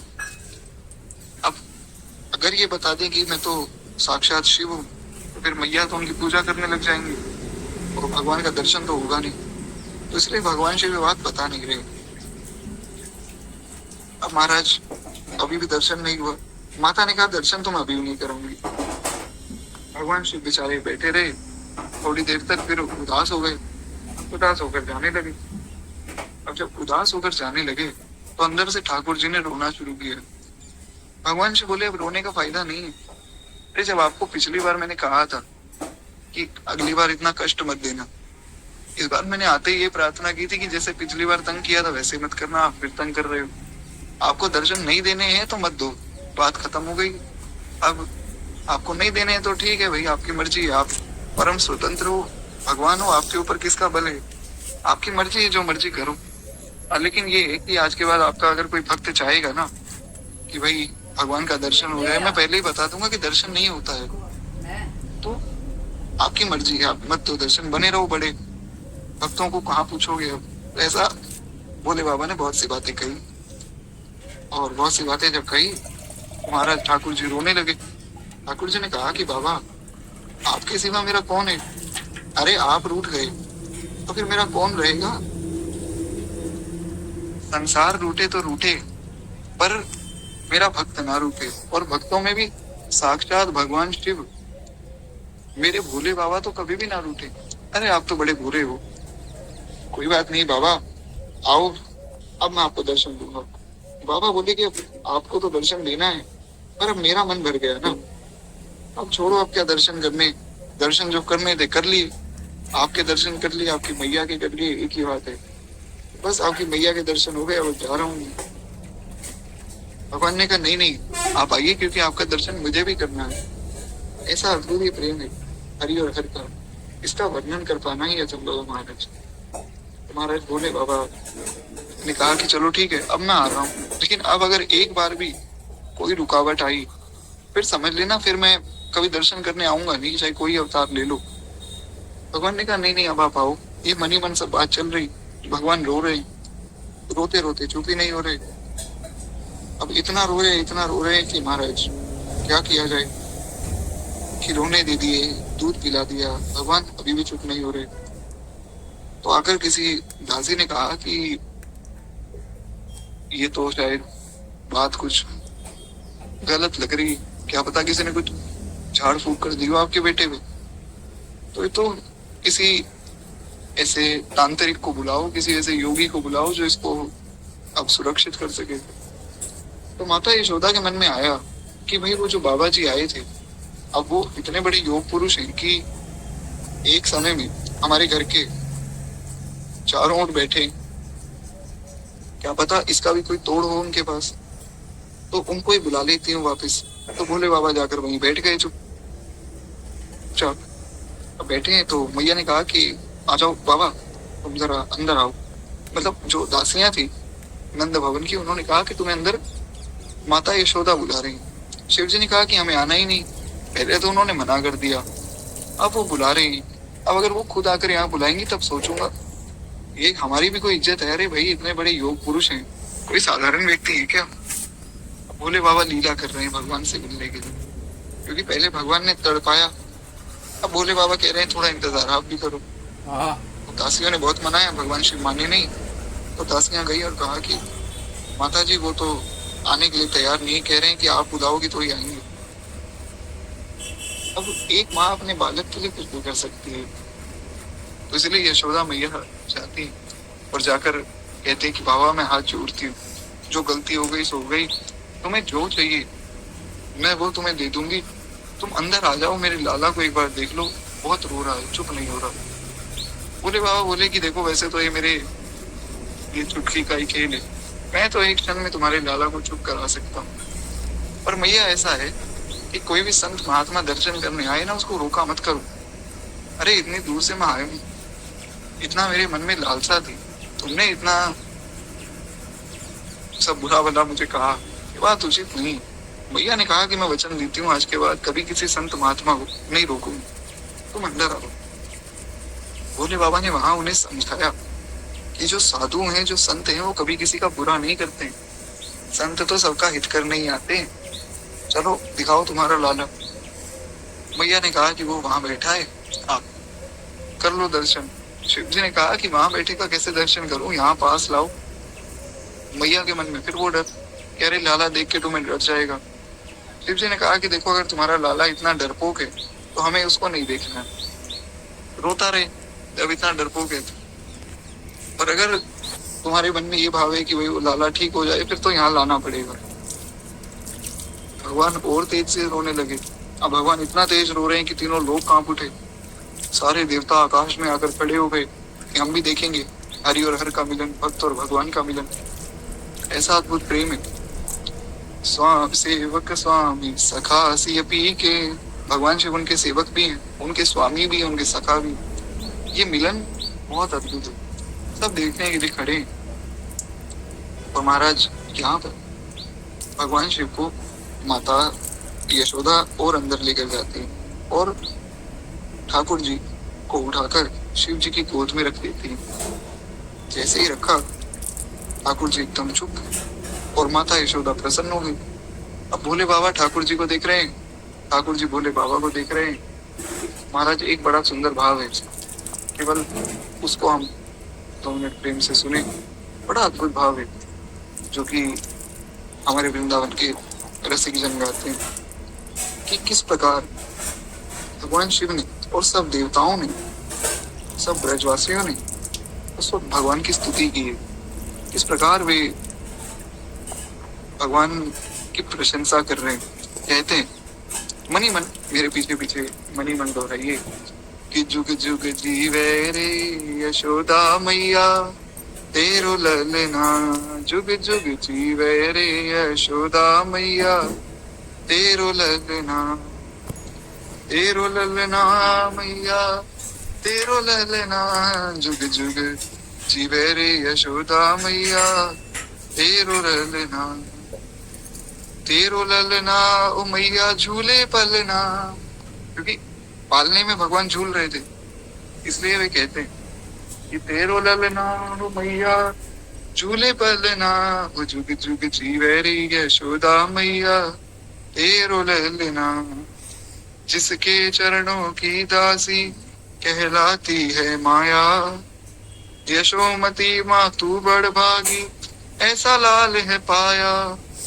जिसके चरणों की दासी कहलाती है माया, यशोमती माँ तू बड़ भागी ऐसा लाल है पाया। मैया तेरे कृष्ण कला की न कोई, मैया कृष्ण लला की ना कोई तुलना, जुग जुग जीवे रे यशोदा मैया तेरो ललना। कारी कारी अखियां मैया घुंघरा दे बाल, जो भी देखे काना को वो हो जाए निहाल। काली टीकी कर दे मई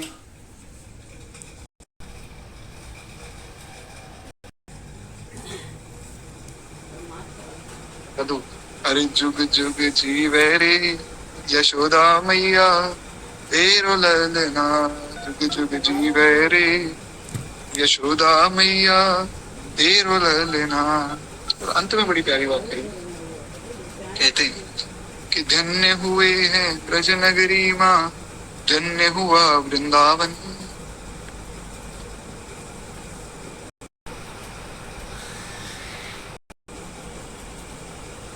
पावन देवता भी चाहे कान्हा के दर्शन करना, जुग जुग जीवे रे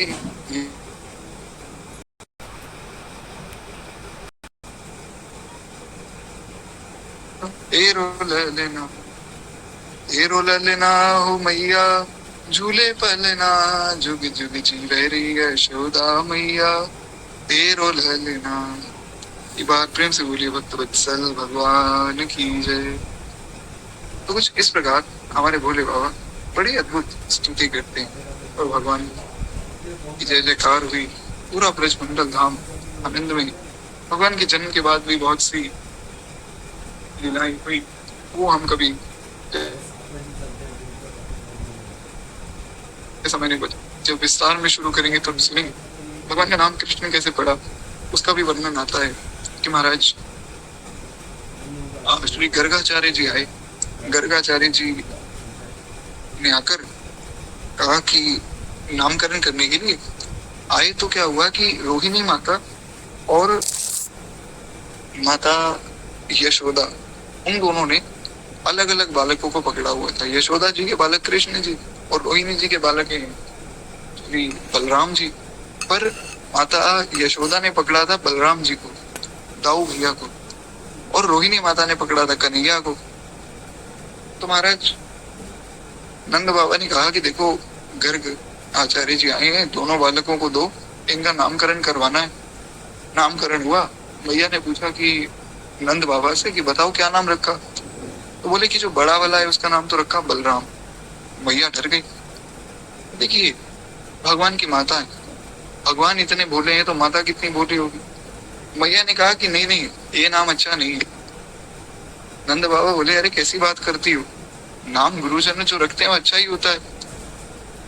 तो बलराम नाम क्यों रखा बताओ। बोले बलराम नाम इसलिए रखा कि एक तो ये इसमें बहुत बल होगा, दूसरा ये आनंद का धाम है इसलिए इसका नाम राम है। तो बल राम नाम तो उनका राम ही रखा था। पर फिर उन्होंने कहा कि एक राम जी हुए जो भगवान है। ऐसा है कि कृष्ण लीला में कृष्ण जी को जिनकी कथा सुनाते वो राम जी की सुनाते। माता यशोदा जब कन्हैया को पुरानी कहानियां सुनाती थी ना सुलाने के लिए, तो ऐसा उनको क्या पता कि यही राम है, यही कृष्ण है, यही नारायण है। वो कहते थे कि लाला एक भगवान राम थे, उनकी एक पत्नी थी जिनका नाम सीता जी था, उनका एक भाई था लक्ष्मण। तो ऐसे ऐसे सीता जी को रावण ले गया।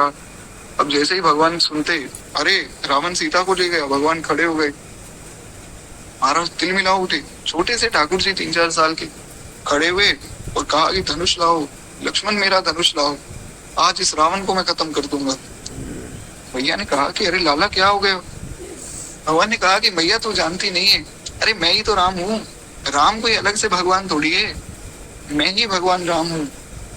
दो नहीं है, मैं ही राम, मैं ही कृष्ण, मैं ही वो सब कुछ। मैं पिछले जन्म में राम था, इस बार तुम्हारा कन्हैया बन के आ गया। मैया ने कहा कैसी बात करता है। रोहिणी माता ने कहा कि अरे दीदी ये सही कह रहा है, अरे ये और इसके दोस्त सब मिलके खेल खेलते हैं तो उसमें ये राम बन जाता है, मधुसूदन लक्ष्मण बन जाता है, और एक इनका सखा जो है वो भरत बन जाता है, कोई सखा शत्रुघ्न बन जाता है। तो ये लोग लीला करते हैं रामलीला। तो ये रामलीला भगवान कृष्ण ने शुरू की थी, तो उसमें ये बनता है राम। ये भी काला कलूटा और राम जी भी काले थे, इसलिए इसको राम बना देते हैं। ये कहाँ भगवान हो सकता है? मैया ने कहा ये बात तो उचित है। तो भगवान को बड़ा गुस्सा आया। भगवान ने कहा अरे भैया भड़कावे मत ना, मतलब सरल शब्दों में, ये तो ब्रज भाषा है, सरल शब्दों में भगवान ने कहा कि अरे मैया ये गलत बात मत करो। रोहिणी माता को कहा कि मेरी माँ को भड़काओ मत, अरे मैं ही राम हूँ। मैया ने कहा हाँ हाँ हम जानते हैं तू कितना राम है, बैठ जा तुझे और कथा सुनाती हूँ। तो राम जी की कथा में तो गुस्सा आ गया कि भाई रावण मेरी सीता को कैसे ले गए। तो अब उन्होंने कहा कि तुझे नरसिंह भगवान की कथा सुनाती हूँ। एक नरसिंह भगवान थे, नरसिंह भगवान का एक भक्त था प्रहलाद। भगवान बड़े खुश होकर सुन रहे हैं कि मेरा भक्त प्रहलाद, मेरा प्यारा प्रहलाद, और उसका एक पिता था हिरण्यकश्यप। हिरण्यकश्यप ने प्रहलाद को कष्ट दिया। अब जब कष्ट का वर्णन शुरू किया, हिरण्यकश्यप ने प्रहलाद को सांपों में डाल दिया, कभी हाथी के पांव के नीचे रख दिया, कभी आग में डाल दिया। जैसे ही सुना आग में डाल दिया, भगवान फिर खड़े हो गए और विकराल स्वरूप, ऐसा भयंकर स्वरूप, राम जी के रूप में तो फिर भी सौम्य दिख रहे थे। राम जी तो राम जी महाराज, लेकिन नरसिंह भगवान तो नरसिंह भगवान है। उनका तो रूप ही ऐसा भयानक है कि देखकर माता लक्ष्मी स्वयं डर गई थी। अब तो ऐसी गर्जना की कि माता यशोदा खुद कांपने लग गई। भगवान ने कहा कहाँ है वो हिरण्यकश्यप, लाओ उसे मेरे सामने, आज मैं उसे बीच में से काट दूंगा। अरे मेरे भक्त प्रहलाद को कष्ट देता है। बहुत सी कथाएं ऐसे जब माता यशोदा सुनाती थी, भगवान बहुत गुस्सा हो जाते थे। तो ऐसे श्री ठाकुर जी। अब महाराज मैया ने जब सुना कि भाई ये तो ऐसा है, तो मैया ने कहा कि पहली बात तो ये है कि राम तो भगवान, और ये जो बालक है हमारा बलराम, तब तो उनको दाऊ कहते हैं। तो ये जो दाऊ है, ये लाला तो भगवान तो है नहीं। अब लोग कैसे बात को समझेंगे? तो उन्होंने कहा कि चलो इसका नाम रख देते हैं बलराम, बल और राम। बोले चलो ये ठीक। अब छोटे वाले का नाम, बोले छोटे वाले का नाम है कृष्ण। मैया ने कहा क्या? नंद बाबा ने कहा कृष्ण। 3-4 बार पूछा, मैया को समझ ही ना आए कि नाम के कृष्ण नाम ही नहीं लिया जा रहा है। अरे कैसा अजीब सा नाम है। मैया ने कहा कि देखो ऐसा है कि ज्यादा तो मैं पढ़ी लिखी हूं नहीं, इतना ज्यादा ज्ञान तो है नहीं, जो गर्ग महर्षि ने रखा है अपने हिसाब से रख दिया होगा, ठीक है कोई बात नहीं, पर मैं तो अपने दोनों बालकों का नाम बदलूंगी, मैं तो उन्हें घर में अलग नाम से बुलाऊंगी। बोले क्या नाम है बताइए? तो बोले जो बड़ा वाला है, ये बलराम नाम तो बहुत बड़ा है, बलराम पूरा बोलो इतने में तो समय निकल जाता है, तो मैं तो इसको कहूंगी बलुआ। ये माता यशोदा ने नाम रखे, ये मैं अपने मन से नहीं कह रहा हूँ, ब्रज के रसिक संत बताते हैं कि बड़े वाले का नाम तो है बलुआ, और छोटा, बोले छोटे वाले का नाम तो मुझसे बोला ही नहीं जा रहा है, पता नहीं कैसा सा नाम है। इसमें कोई नाम की निंदा नहीं है, ऐसा मत सोचिएगा कि नाम की माता निंदा कर रही। ये उनका आंतरिक भाव, प्रेम से भगवान को जो कुछ भी कोई बुलाना चाहे। जैसे भक्तमाल जी में एक कथा प्राप्त होती है 2 छोटी लड़कियों की, उन्होंने भगवान को बुलाया सिल पिल्ले। अभी सिल पिल्ले नाम ना तो किसी वेद में है ना किसी शास्त्र में, ये नाम ही नहीं है, सिल पिल्ले कोई शब्द ही नहीं है। तो उन्होंने भगवान को सिल पिल्ले कहकर बुलाया, भगवान सिल पिल्ले बन गए। भगवान को जिस भाव में भक्त बुलाता है वैसे हो जाते हैं। तो माता यशोदा ने कहा कि बड़े वाले का नाम है बलुआ और छोटे वाले का नाम है कनुआ, बस इससे आगे ना तो कोई हमें नाम जानना और ना कोई आवश्यकता है। तो बलुआ और कनुआ ये हुए 2 नाम ठाकुर जी के।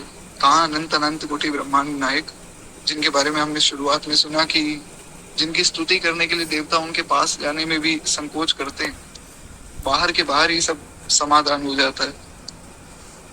जिनको पाने के लिए योगी मुनि लाखों लाखों साल तपस्या करते हैं, माता यशोदा ने उनका नाम रखा है कनुआ। कोई कृष्ण हो ठीक है अपनी जगह होंगे, हमारे लिए तो एक कनुआ है। माता यशोदा डंडा लेके जब पीछे दौड़ती है, महाराज ठाकुर जी घबरा जाते हैं। ऐसा अद्भुत प्रेम माता यशोदा का है। एक बार प्रेम से बोलिए भक्त वत्सल भगवान की जय, बाल कृष्ण लाल की जय, श्री यशोदा मैया की जय, नंद बाबा की जय, दाऊ भैया की जय, श्री राधा रानी सरकार की जय, श्री वृंदावन धाम की जय, सब संतन की जय, सब भक्तन की जय, आज की आनंद की जय। जय जय श्री सीताराम, जय जय श्री राधे श्याम, नमः पार्वती पतये हर हर महादेव शंभु। जी तो अब सब लोग भजन करते हैं, किसी और कोई प्रश्न है तो आप पूछ सकते हैं।